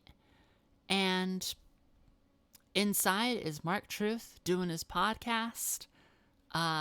He's got a microphone in front of him. He's saying some words. Don't know what he's saying, though. He's just broadcasting. There are some people sitting on the couch outside of the studio. They see you come in, Cass, and you recognize them. These are the same friends that were out there last time. And they stand up and they go, "Hey, you're James Castle, the guy that is going to give Mark Truth that movie from that screenplay. Something like that, right?" Hey, yeah, I'm James, and you were, what was your name? My name's Don, and another Don. one goes like, "Yeah, my name's Frank," and there's also this woman there, and she goes, "Oh, you can just call me Winnie. It's fine." And they look kind of starstruck by you. Don, Frank, Winnie. You can just call me Cass. It's good to see you all again. And they like, "Oh, I don't think we could just call you something informal like that. You're a big deal, you know." Thank you. That's too kind. But where are my manners? These are my associates, Lilith, who you may have met before, and Henry as well. They take a look at Henry. They smile. They think that he must be like some representation. They look at Lilith and immediately become afraid and turn away from her quickly as possible. She does a little bite the air motion and snaps her teeth. I love it. Did they shake my hand? Oh yeah, they go to shake your hand. They thought about doing it with Lilith and did not.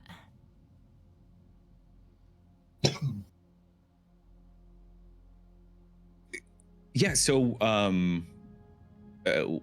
we were looking to have a conversation with Mark. I know he's recording right now.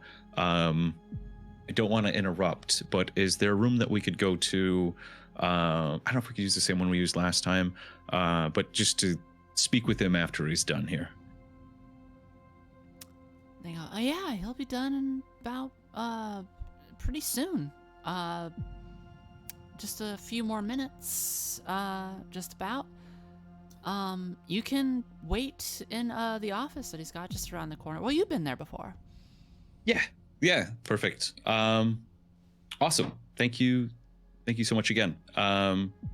It's good seeing you. We'll just let him know that we're waiting after he's done, and I'll see you guys in a bit. They nod.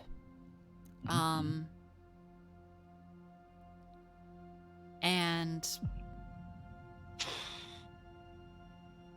yeah, on your way to the office then? Yeah, James is like trying to formulate a plan. James and me are both trying to formulate a plan in this moment about how this is going to be dealt with. We'll take a little bit of a break from the tension real quick, because I have to pee. So we'll be right back. Please talk amongst yourselves. Drama has occurred, after all. Nice. She's not going to let us take a pee break. You can take a pee break if you want. I just realized now that Lilith is kind of chained to Cass. Cass has scary dog privilege. True. That is so true. Okay, I'll be right back. Okay. Yeah. I will be back too. I was just gonna say, which would be great, like if that dog, wouldn't also possibly bite me as well. So it's like I have a scary dog, but also the dog might bite me. So To the dog. I don't know. We gotta get some obedience classes or something. Okay, I'll be right back. I'll be right back.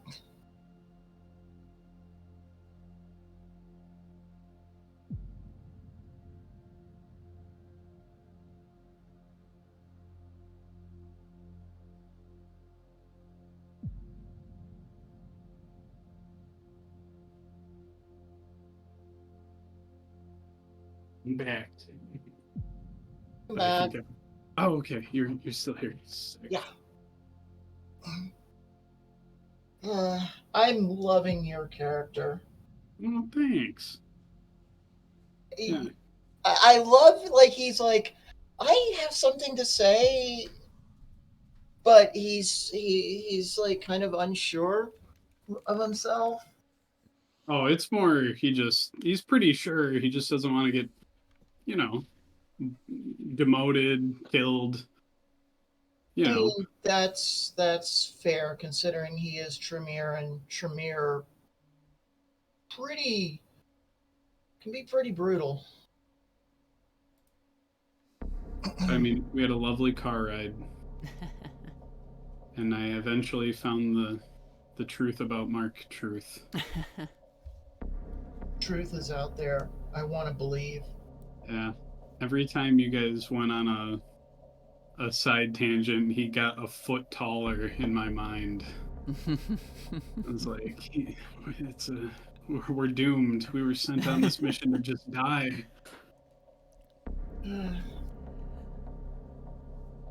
All right. Y'all ready? I think, yeah, I don't know if, I think Hero's still... Oh, went to the bathroom? Yeah. Gotcha. Got distracted by a mirror. That's the Toreador life. I don't even mean Cass. I mean Hero. I mean, Hero do be looking good. Hero is very good looking. Yeah. Not gonna lie.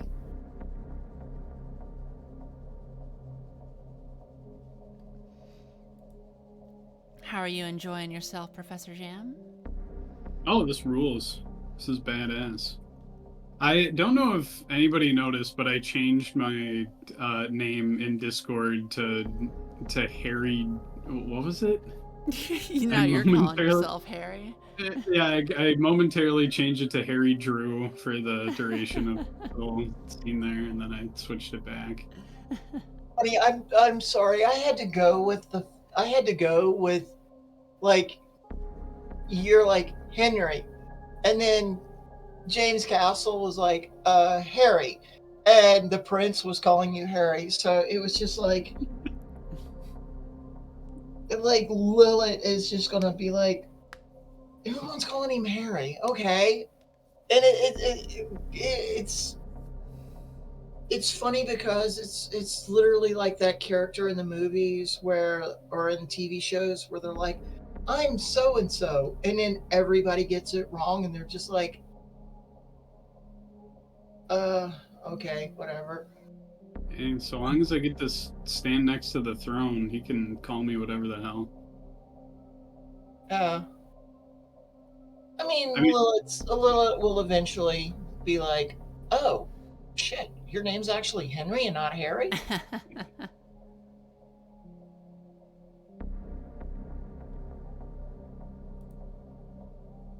So are all of us really bad at driving? I guess so. I mean, that's true to life for me, at least. Yeah.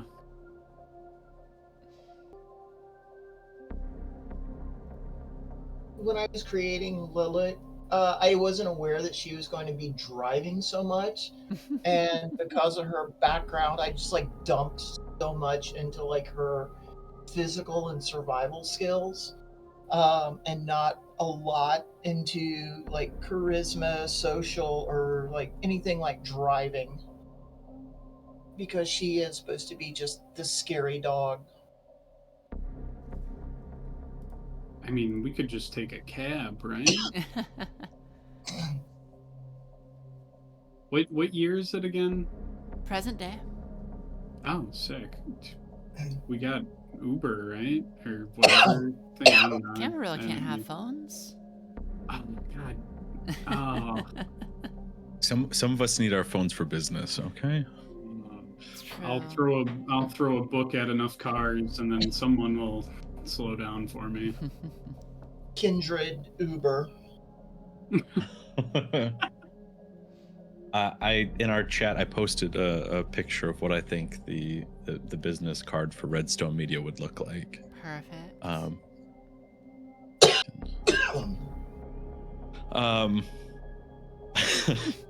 Perfect. Oh man. All right. Whew. Everybody, go I'm to the ready. bathroom and work out the tension and all that stuff, because I'm still feeling pretty tense. I don't know. We formulated a plan without you, so. Oh, nice, cool. That saves me the trouble. Walk in and just rip them apart. Just that's the Sabat talking. It's up to the boss. I mean, that's how the Sabat would actually handle it. I know. So, I know. When you go into the office, there is something new in here. There is a cross that is hung up against the back wall. It doesn't do anything. Crosses don't actually do shit against Kindred. So, it's just up there.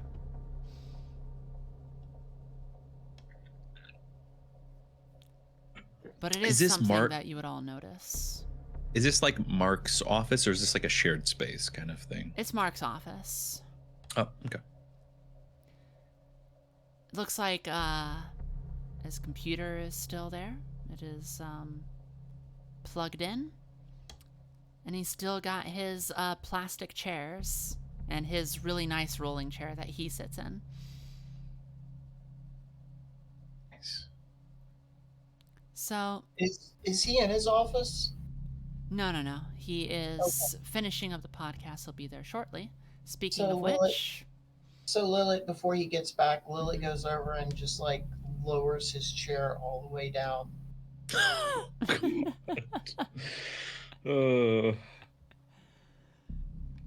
So Mark comes in, immediately goes over to you, Cass. James Castle, I heard you were here. So good to see you. So good to see you. Oh, wow. This is such an honor. Such an honor to see you. Last time, we were discussing what we were going to do with that video footage I got you. And, that was all good. And I keep waiting every day. And I just go, Redstone Media, they're going to use it. They're going to use that footage. And I'm glad to see you. I'm glad to see you. It's good. It's good to see you, Mark. It's been too long. It's been too long. Cass will give him go for a handshake and then give him like a hug. Like give him like a bro hug. Mm-hmm. Yeah, he accepts, he hugs. Once again, this just looks like a skinny little guy. Kind of has got a bandana around his neck that he's wearing, like a little cowboy hat kind of thing. Standing about 5'8", and yeah, he just goes, Oh, I recognize your friend from last time. You still you got that edge, and it still looks good.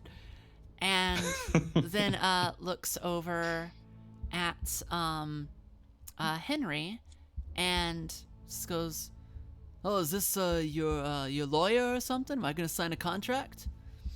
This is Henry, and he is with legal. What gave it away? Oh, Pleasure. Yeah, pleasure to meet you. and he goes to handshake you as well. All right, firm grip, Is eyes it- locked. Yeah, all of you got some cold hands. I said you always just meet you at night.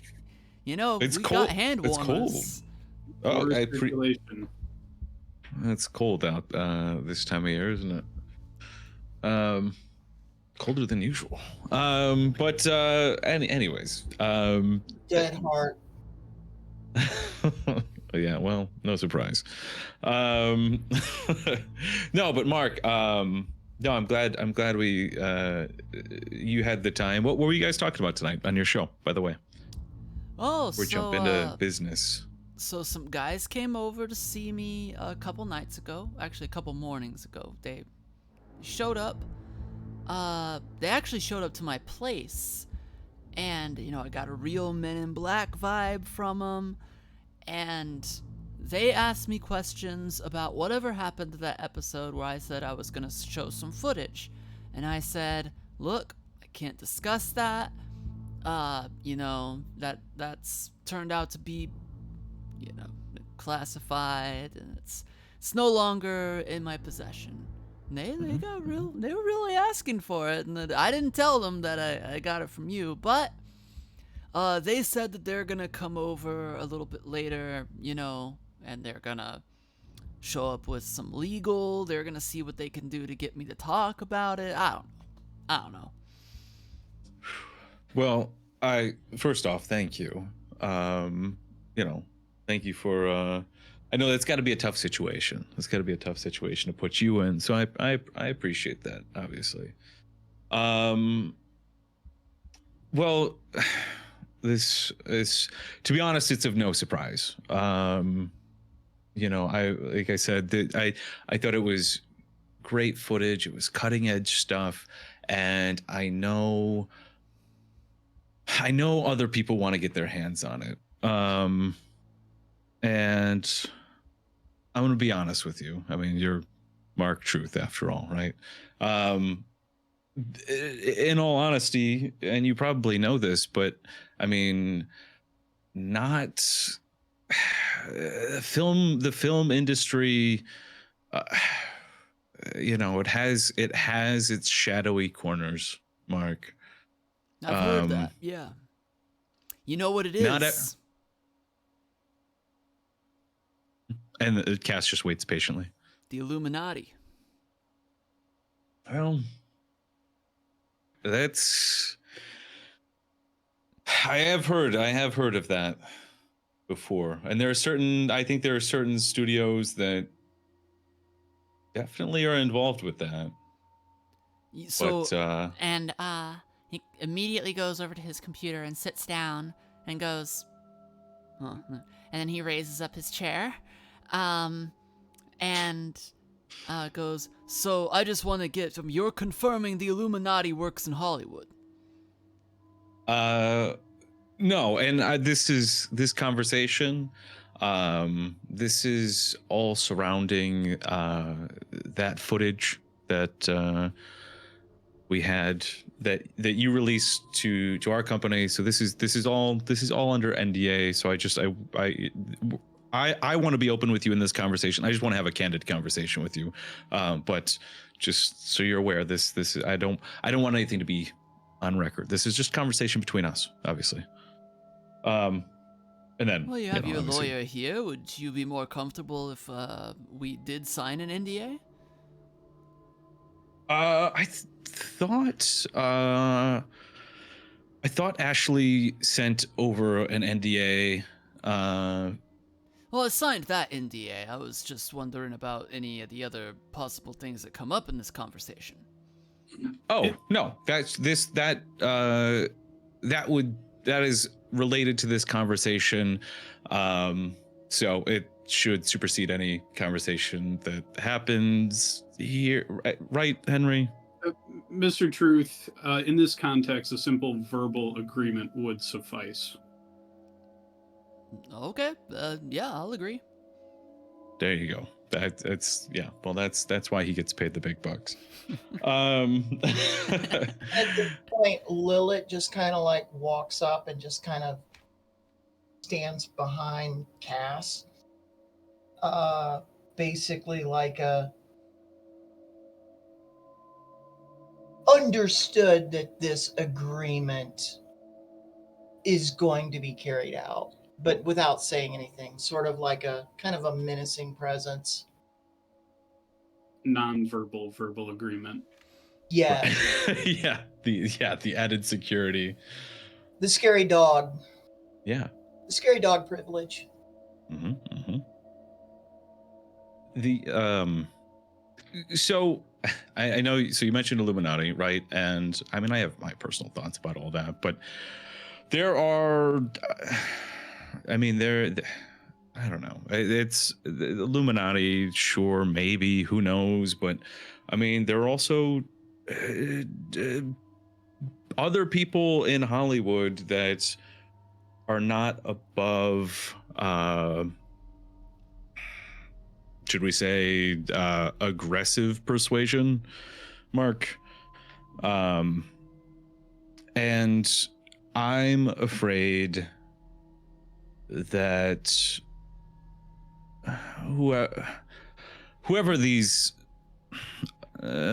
company is that's after this information, Spielberg or whoever, they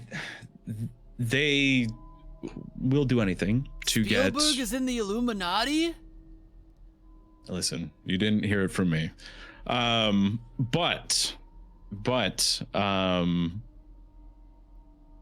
my point being is I'm worried about you, Mark. And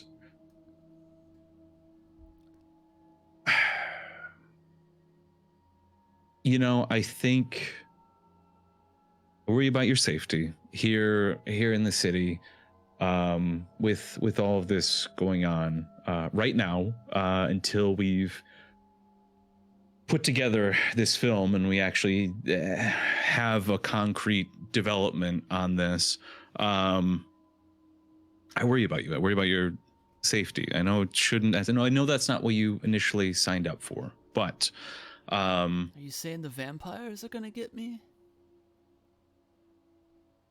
I'd like all of you to roll wits and awareness.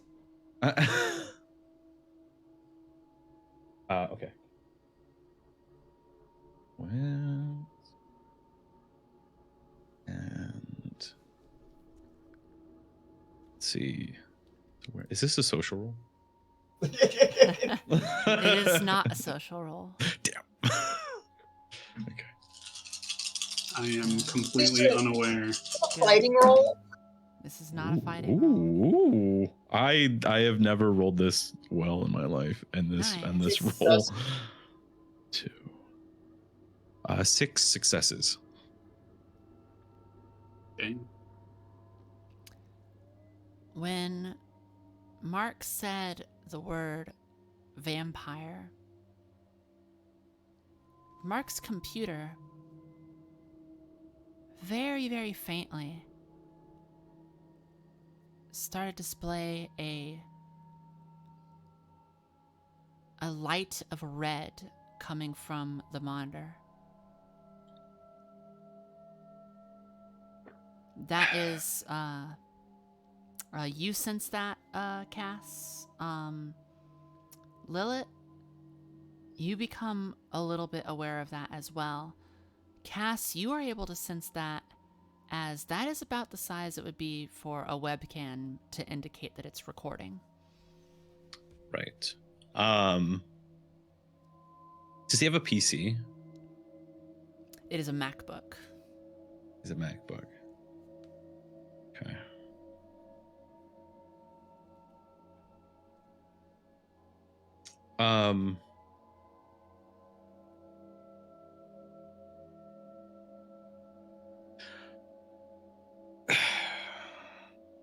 Okay.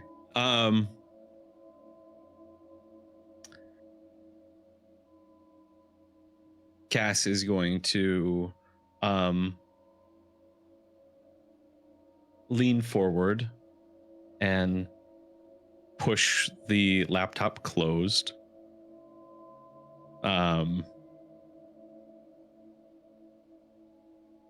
Assuming that stops recording.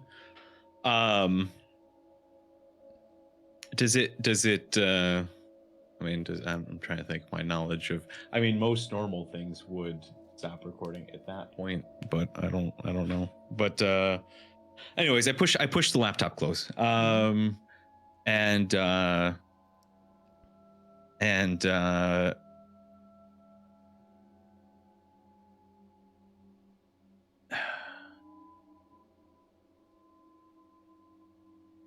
push I like lean, I like get like, I like kind of like stand up a bit and like lean over to talk to Mark, like over the desk. And like, as I do, I press down on the laptop a little bit,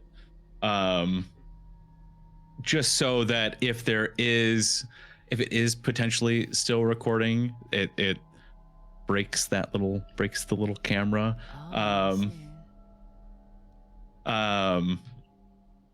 If just closing it didn't do anything. Why don't we do an unusual roll? Okay. Of charisma and athletics. Charisma and athletics. Yes. Hell yeah. This is the reason dice pools exist. Because you're doing a smooth little move, but you're breaking something with your strength at the same time. Meanwhile, Lilith's like, do you want me to just break the computer? No, I don't. You have a scary dog. Don't be afraid to use it. Let's see. Okay. I had a lot of dice in here. Let's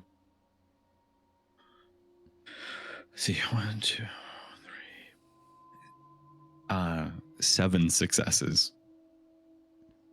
Oh yeah, very smooth. You can feel the glass from the cam break under your strength as you lean forward, but it doesn't make any sound. And then I'd like to also use awe. Just activate it? Yeah. Okay. When Cass activates awe, Lilith, Henry, you immediately notice. Your eyes immediately snap to Cass, and you can tell that a vampiric power has activated, and you feel your eyes like magically drawn toward Cass in a way that is you want to give him attention. Like, he's interesting.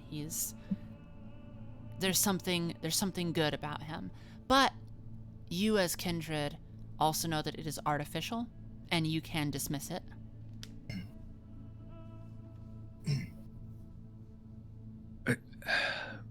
Mark, I'm not talking about vampire. No, I'm talking about the mafia. The mafia? Yeah, where'd you get this idea? Where's this idea of vampires coming from? Well, firstly, I guess the footage, but those dudes that I said earlier that came by, they said that they were vampire hunters, and I believed them, of course, because obviously vampires are real. And up on that they gave me that cross, and they said, just hang this in your office. No, that makes sense. Well, Mark, those guys probably, they probably know that you're Mark, I'm sorry to say it, but I think these guys were trying to play you. Like I said, they will try to get their hands on this by any means necessary. But I think them lying about who they are is unfortunately just the start of what they're willing to do. Do you know what I mean? Roll charisma and subterfuge. Okay. Is this a social roll? Yes, it is. Hell yeah. You also have, like, Mark's done for. It's over for him. Like, he's also in awe of you, so. But for amusement, we will make the roll regardless. Fair enough. Do I add any dice for that, or is that just like a lower? It's assuming that you're Check. already getting an amount of successes because of your awe being on. Oh, okay, got it. Okay, 1, 2, 3. -1. Three successes. Oh yeah, Mark is just like, why would they do that to me? I Mark, don't they understand. Well, Mark, the movie industry is a tough business sometimes. And I know it's a hard thing to find out. And it can be scary. I get that. But I want to help you. Mark's you let phone me help you? starts ringing. And he goes, yeah, let me take this. And he pulls out his phone and he kind of goes to the corner and it's just, he can't take his eyes off you still. It's just like, yeah? Oh, you guys again. No, I'm busy. Mark, who is that? It's those guys from the other day. You look really good, sir. You look really good. Can I just say that about you? You look great. Tell them you're busy right now, Mark. Yeah. I'm busy right now. Yeah, I won't be home for a while. Okay, bye. And he hangs up. Still, eyes on you. It's okay, yeah. Don't. They're done. Mark, I'm worried about you. I'll be honest. Those guys aren't good guys. Oh, they said that they cared about my safety as well. They said that they were worried that I was tricked by vampires at some point. Well, that's... Of course. Lily casually walks over to where the cross is and starts toying with it. Well, I mean, Mark, who are you going to believe? Some random... I'll believe anything you tell me, Mr. Castle. Well, that's... I appreciate knowing that where your loyalties lie, because I mean, like I said, it can be tough, and I'm proud of you for sticking to your guns up until this point. But like I said, I wanna help you out. I have an opportunity that I think that you would be perfect for.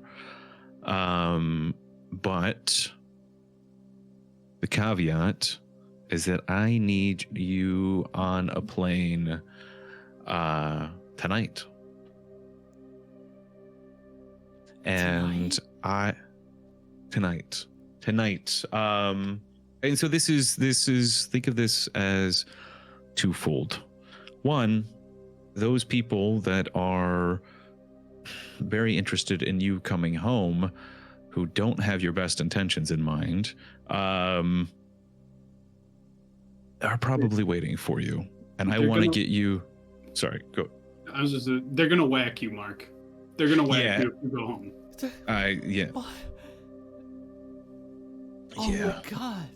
Lilith walks up. I didn't want to say it. Lilith walks up to next to Mark and leans in and goes, "Why do you think that Mr. Castle has such a big, scary dog to protect him?"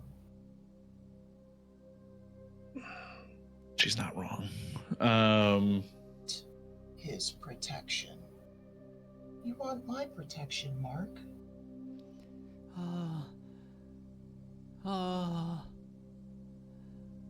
It's strange.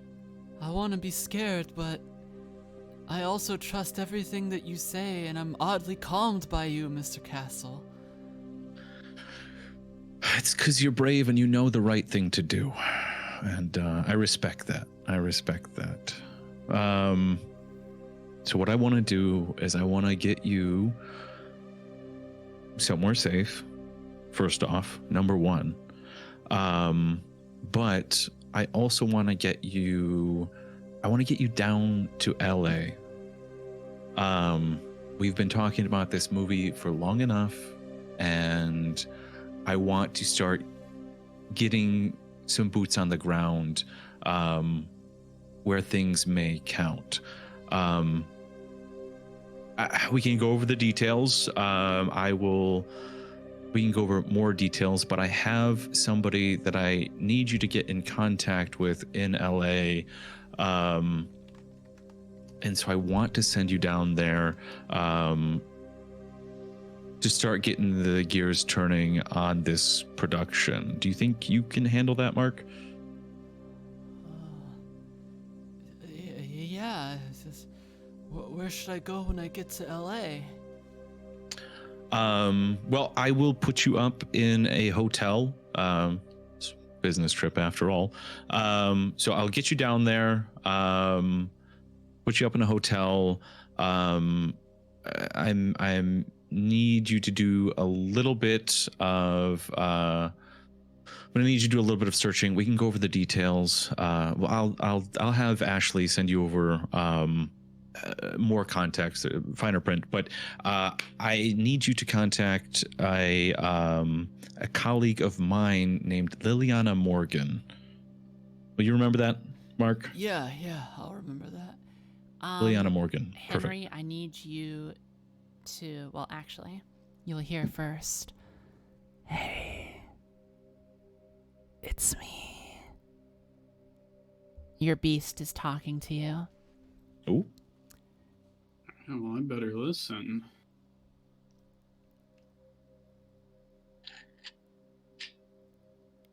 Let me have some blood. I sense something. Oh, what? What do you sense? Give me blood. We've got blood at home. We don't have time for this. No, I didn't mean it like that. No. We have blood bags at home. I'll show you. So the beast is asking you to rouse the blood. All right. And I do that by... Oh, I just roll 1d10, right? Yep. Oh, boy. Well, you better listen. All right. Yeah! All right, well, that's a 1. Pretty good. I like that. Your hunger goes up by 1. All right. And you sense a premonition try to come through, but it can't. If you would like it to, you can roll your Auspex to try to get it. Okay. Let's see the old Is that do I have to do hunger dice for this one? Yep. Okay, but I only got 2 little things, so would I just do 2d10, and then they're both just considered hunger dice? You would roll your intelligence with it too. Oh, okay, cool. I'm super smart. All right. Oh, good lord. That is 1 failure. That is 1 and no successes.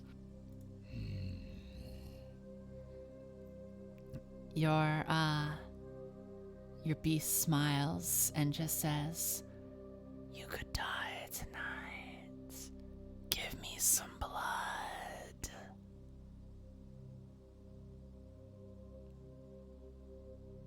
Very helpful. Very helpful.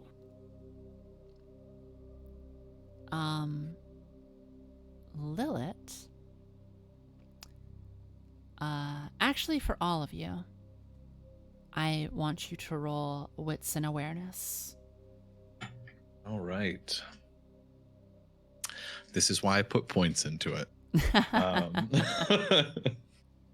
It always comes up. Oh my gosh.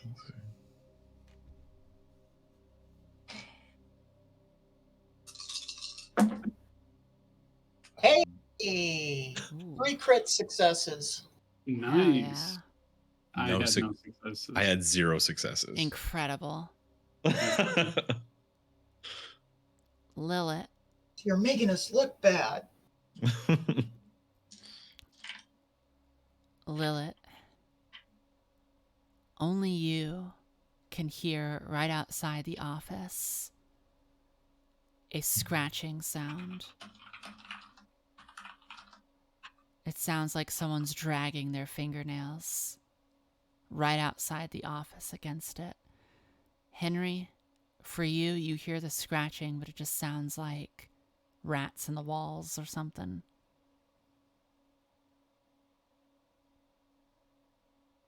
Leans over to Cass. This up. We have company. Don't know what side they're on.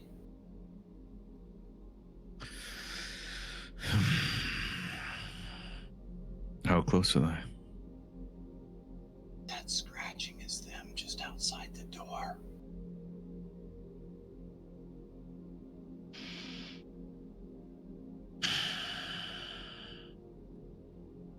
What is this office layout?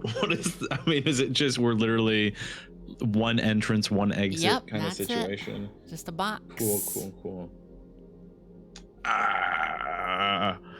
Looking around, do I see Mark's friends still? Are they over there? You do see something interesting to you. Oh. That is nothing.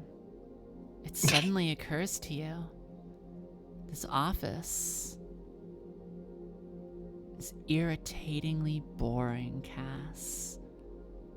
All that's in here is just this cross on the wall, some terrible chairs, a stupid laptop. There's nothing. Your beast says to you, I hate it in here. I want blood. I can't be in this stupid fucking boring ass room anymore. Come on. Just get it done. We can just drain him and go. And your hunger will raise by 1, James Castle. As your clan bane takes hold. Damn it.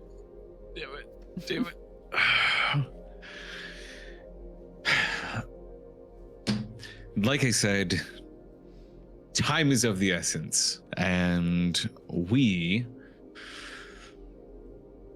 need to get you somewhere safe, Mark. Like right now. Okay.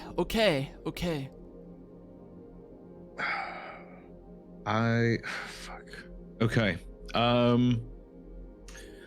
Lilith. Yes, boss. You want to make sure the coast is clear. We want to make sure we get Mark to his plane as safely as possible. Done, boss. And she steps outside of the office and closes the door behind her. The moment that door shuts, Sam the snake appears. And Sam just indicates to you, sort of in a pantomime way, so it's a bit in code, just so that no one can hear, so that he doesn't have to speak. Flashes a code to you. In this pantomimed, almost charade way, to understand, I will have you do either,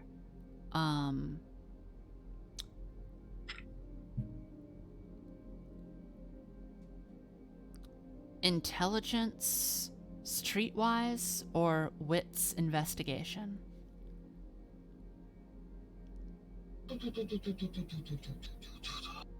I'll do wits. And what else? Investigation.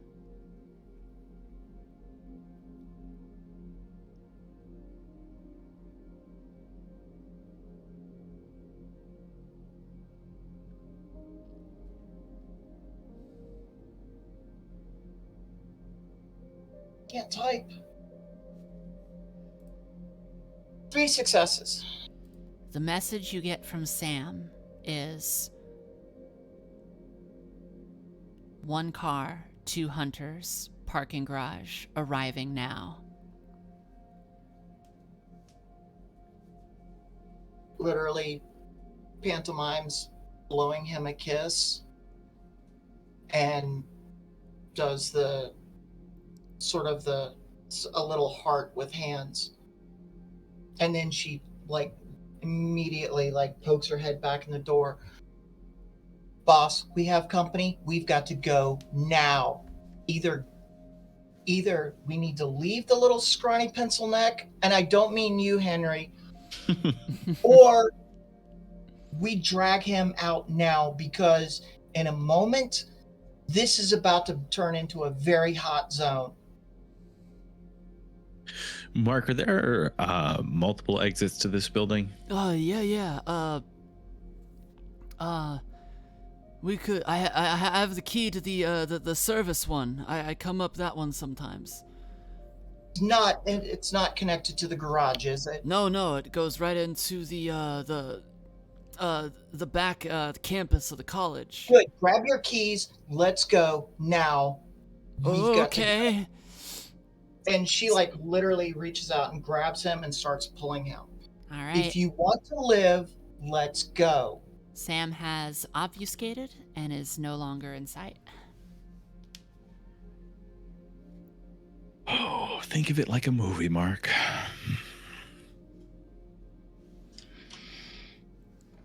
All right. Yeah, let's go. Real quick,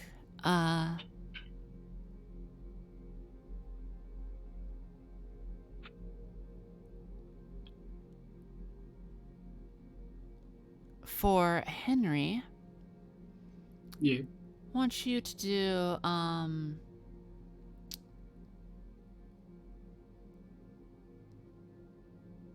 intelligence and aspects. Free roll, no blood.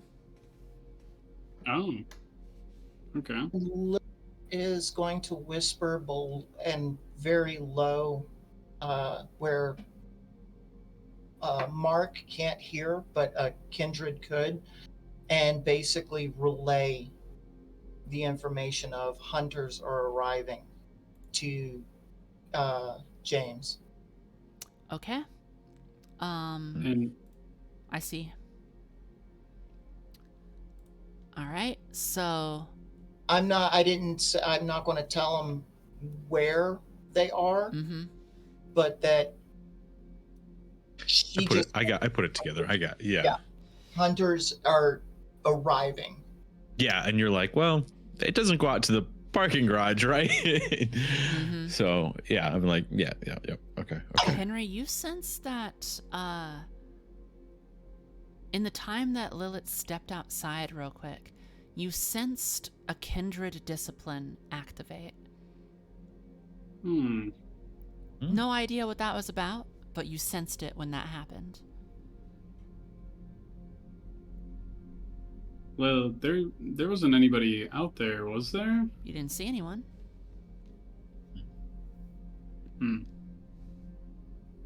Oh, I was asking Lilith if there was okay. anybody out there. But she leans over and goes, "No, but I am Gangrel. I have my senses." Okay. Lilith, do charisma subterfuge.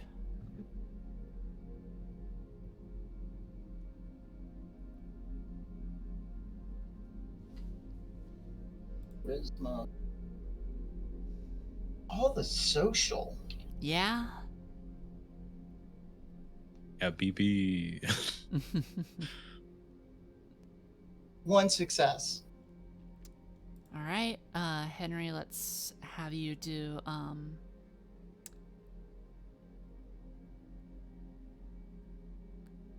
wits and insight.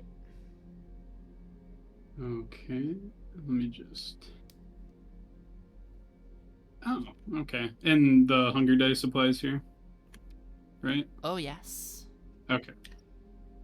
2d10, 2d10.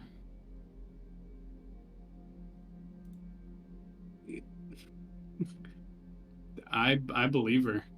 Yeah, you do. Yeah. I mean, I was already willing to believe her. Why would she lie to me here? So True. yeah, we're on a mission together. That would be absurd. Vampires lying to each other. Okay. Yeah. Yeah, Right. The only Would thing never more lie to ridiculous each would be other. wraiths lying to each other. That would never happen. This has What'd been be a even World of more Darkness ridiculous joke. is wraiths lying to themselves. All right. So y'all are going out. Mark is leading you, and he's just, oh God, oh God, oh God. And heading out, he's got his keys, and he's struggling over at the door. He's trying to open it up as best as he can. He drops the keys, oh shit, and picks them back up and starts unlocking the door. Finally gets it open. I want to put a hand on his shoulder and think, Mark, it's going to be okay. Okay. And then Lilith says, "Hey, you remember that scene in Jurassic Park where Jeff Goldblum goes, faster, faster, must go faster? Let's concentrate on that." Not helping. As Hey, the door let's get this opens, done. you hear a sound come from Mark's office. Almost like a warping, almost sonic boom-like sound, but nothing happens. And Henry, you identify it as suddenly the crucifix in there, the cross, I should say, suddenly it gained power. Oh. We need to move. After you, Mark? Yeah. And he starts going down. There's steps to go down, and he's just like going down as fast as he can around the stairs, trying not to fall. Going to take the key from him and basically like help guide him. Okay. And Yeah, do you want to? point the car out, and we're going to like haul ass as soon as we get in there. All right. And I do want to pass it on to the boss man that some higher powers being invoked back in that office. Okay. Okay. We're going down the steps, right? Mm-hmm. Okay, cool. All right. Actually, Lilith, do you want to spearhead this exit out of here? She takes point, kicks the door in, and immediately starts like going to the car. As she opens the door, This comes out not at the car area. Oh, well, right. He comes out of the stairs. She's going to activate. She's going to activate.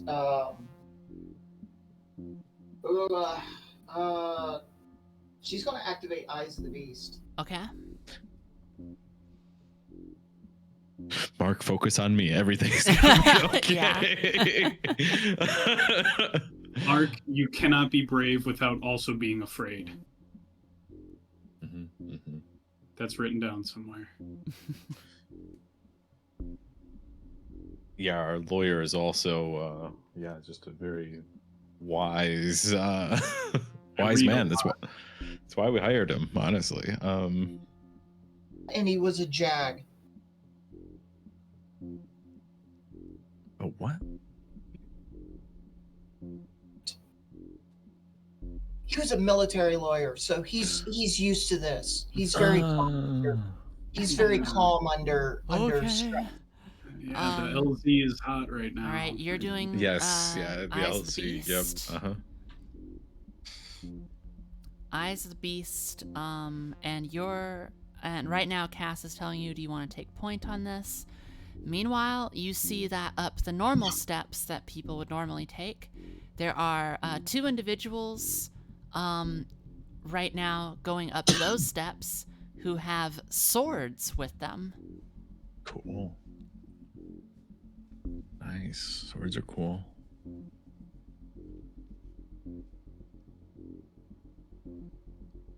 Yeah, time to go.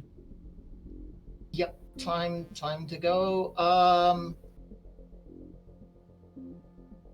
She looks at Cass and is like, the stairs that we're going down, 2 people are coming up those stairs? No. A totally different set of stairs. Okay.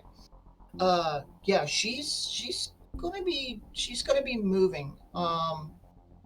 And she's basically at this point, she's got Mark, one hand by the scruff of the neck at the back of his shirt, the other kind of like at his belt line, kind of like lifting him up a little bit to move him faster. Let's do let's just do strength athletics. Oh, good. Nice. Finally, a gangrel roll.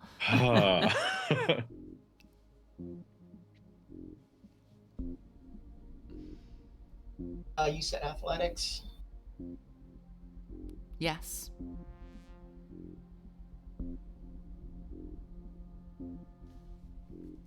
What?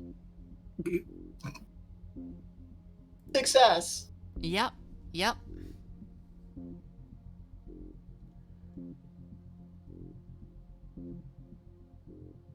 All right, 1 success, and it doesn't take much for you to lift Mark basically just off the ground, just steering him. So yeah, you're going quickly down there, vampire fast, and reaching the end, you finally get to the point that exits out onto the campus parking lot.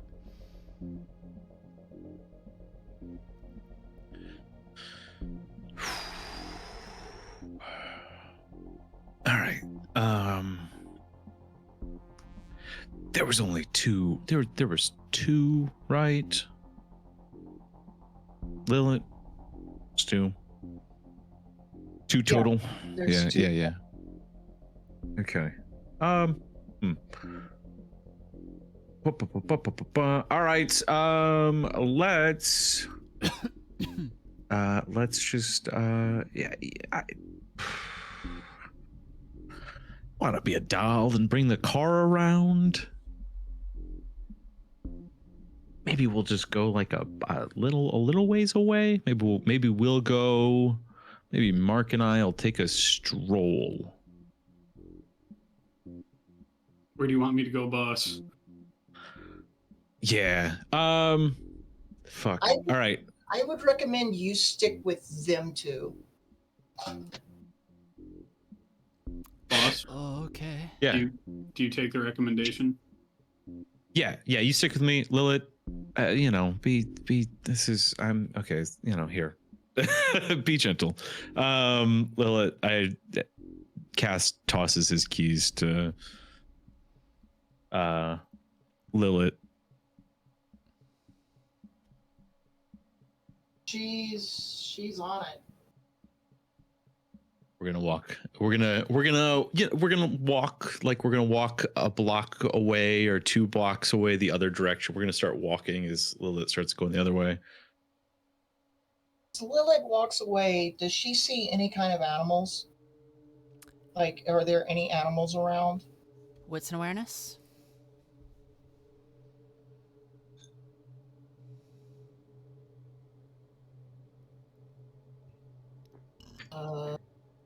Is awareness.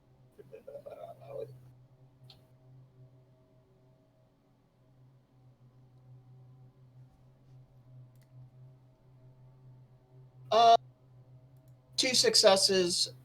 Well, 3 successes and 1 1, so 2 successes.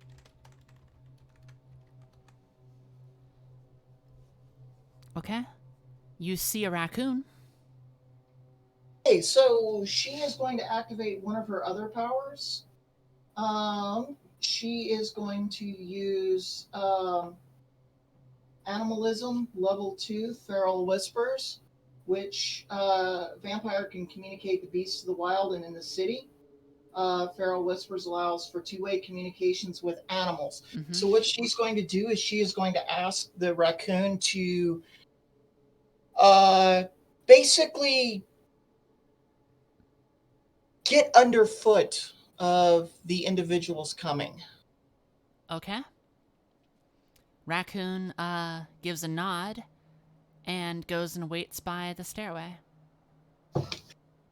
She gives the raccoon a scritch behind the ears and a little kiss on top of the head, and then she hauls ass to the car. Okay. Go into the car. You are in, and you may start driving. And she heads back to go pick up the other 3. Mm-hmm.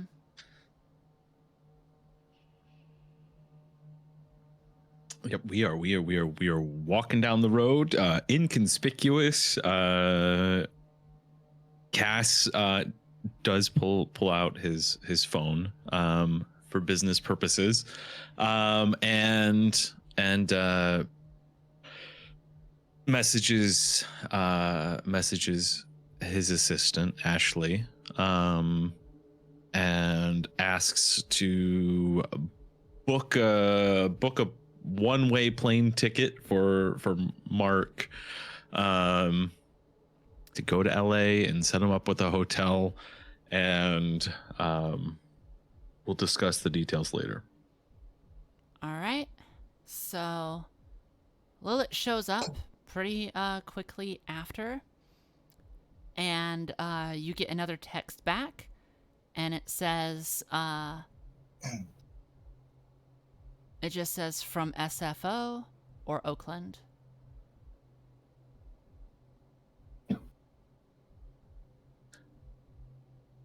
Wait, is that a question? Yes. Oh, okay. It's from Ashley. We're closer to SFO, right? You're pretty much kind of like in between them where you are. SFO would be Camarilla territory, and Oakland would be deep Anarch territory. Yeah, we're gonna fly out of SFO. For sure. All right. Text is sent. You are in the car, I presume. Everyone's getting in there. Yeah. Yep. Hop on in. All right. I'll sit with Mark in the back. Henry, you can continue your being passenger princess. Thank you. Had that privilege for long enough. So, as you drive by, you see that there is these individuals. They have run out these steps and they have immediately tripped.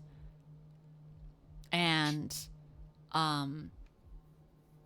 they haven't seemed to have noticed whether it was you or not. Hard to tell. You just know that they ran on out and they immediately tripped over something right when they came out from the door.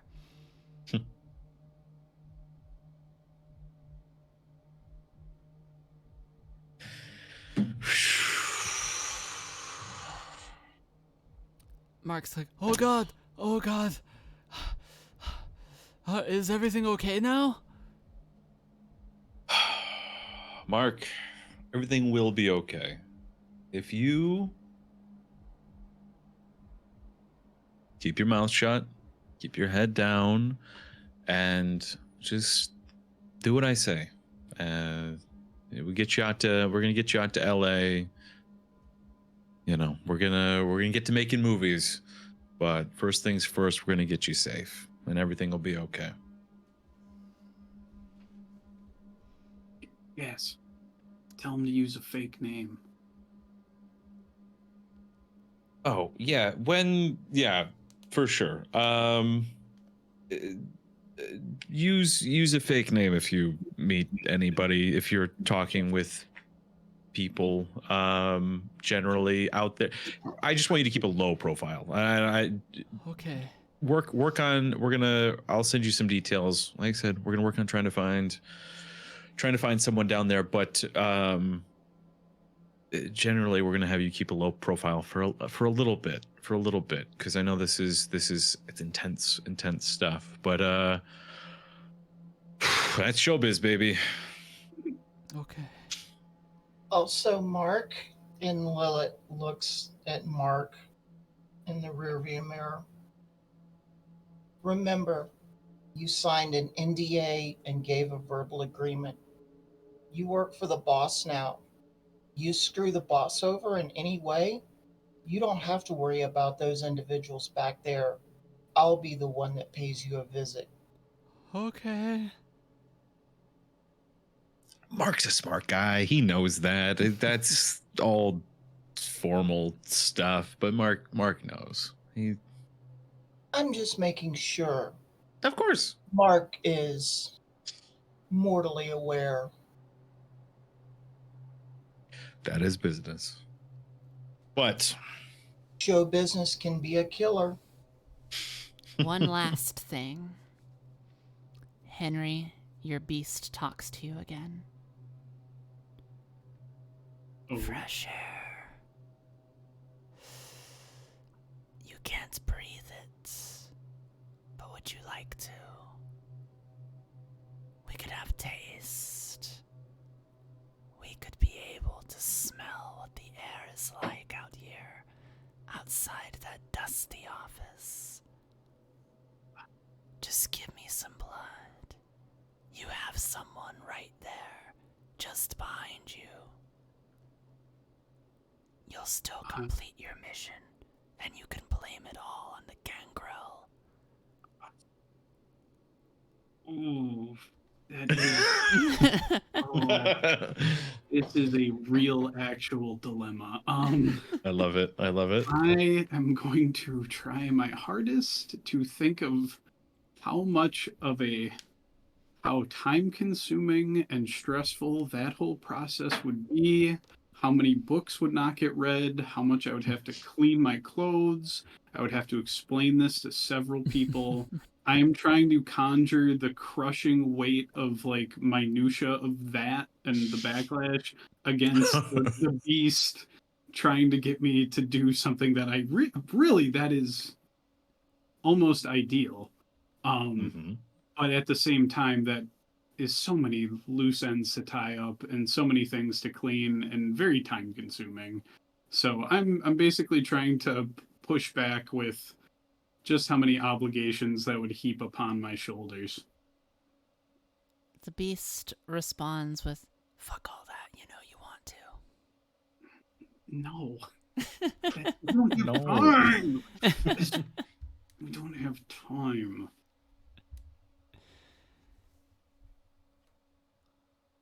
With a successful resisting of the beast, let's find out, shall we? How about a willpower roll, Henry? Okay. I'm Okay, very there's no way. interested. Yeah. But Look, Henry hasn't been out too long and hasn't smelled mortal blood in a Yeah. long time. I'm here for it. I love it. I love My- the drama. my Capri Suns will suffice. You just stick in a straw. It's convenient. It's quick. We'll find out. Oh, one success. That Oh looks no! like it got zero. canceled out. Oh. Would you like to roll again with one less dice? I absolutely would love to do All that. right. Yeah, I mean,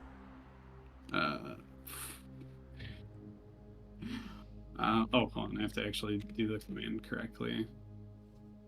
Okay, well, can you imagine how good that would be? If Yeah.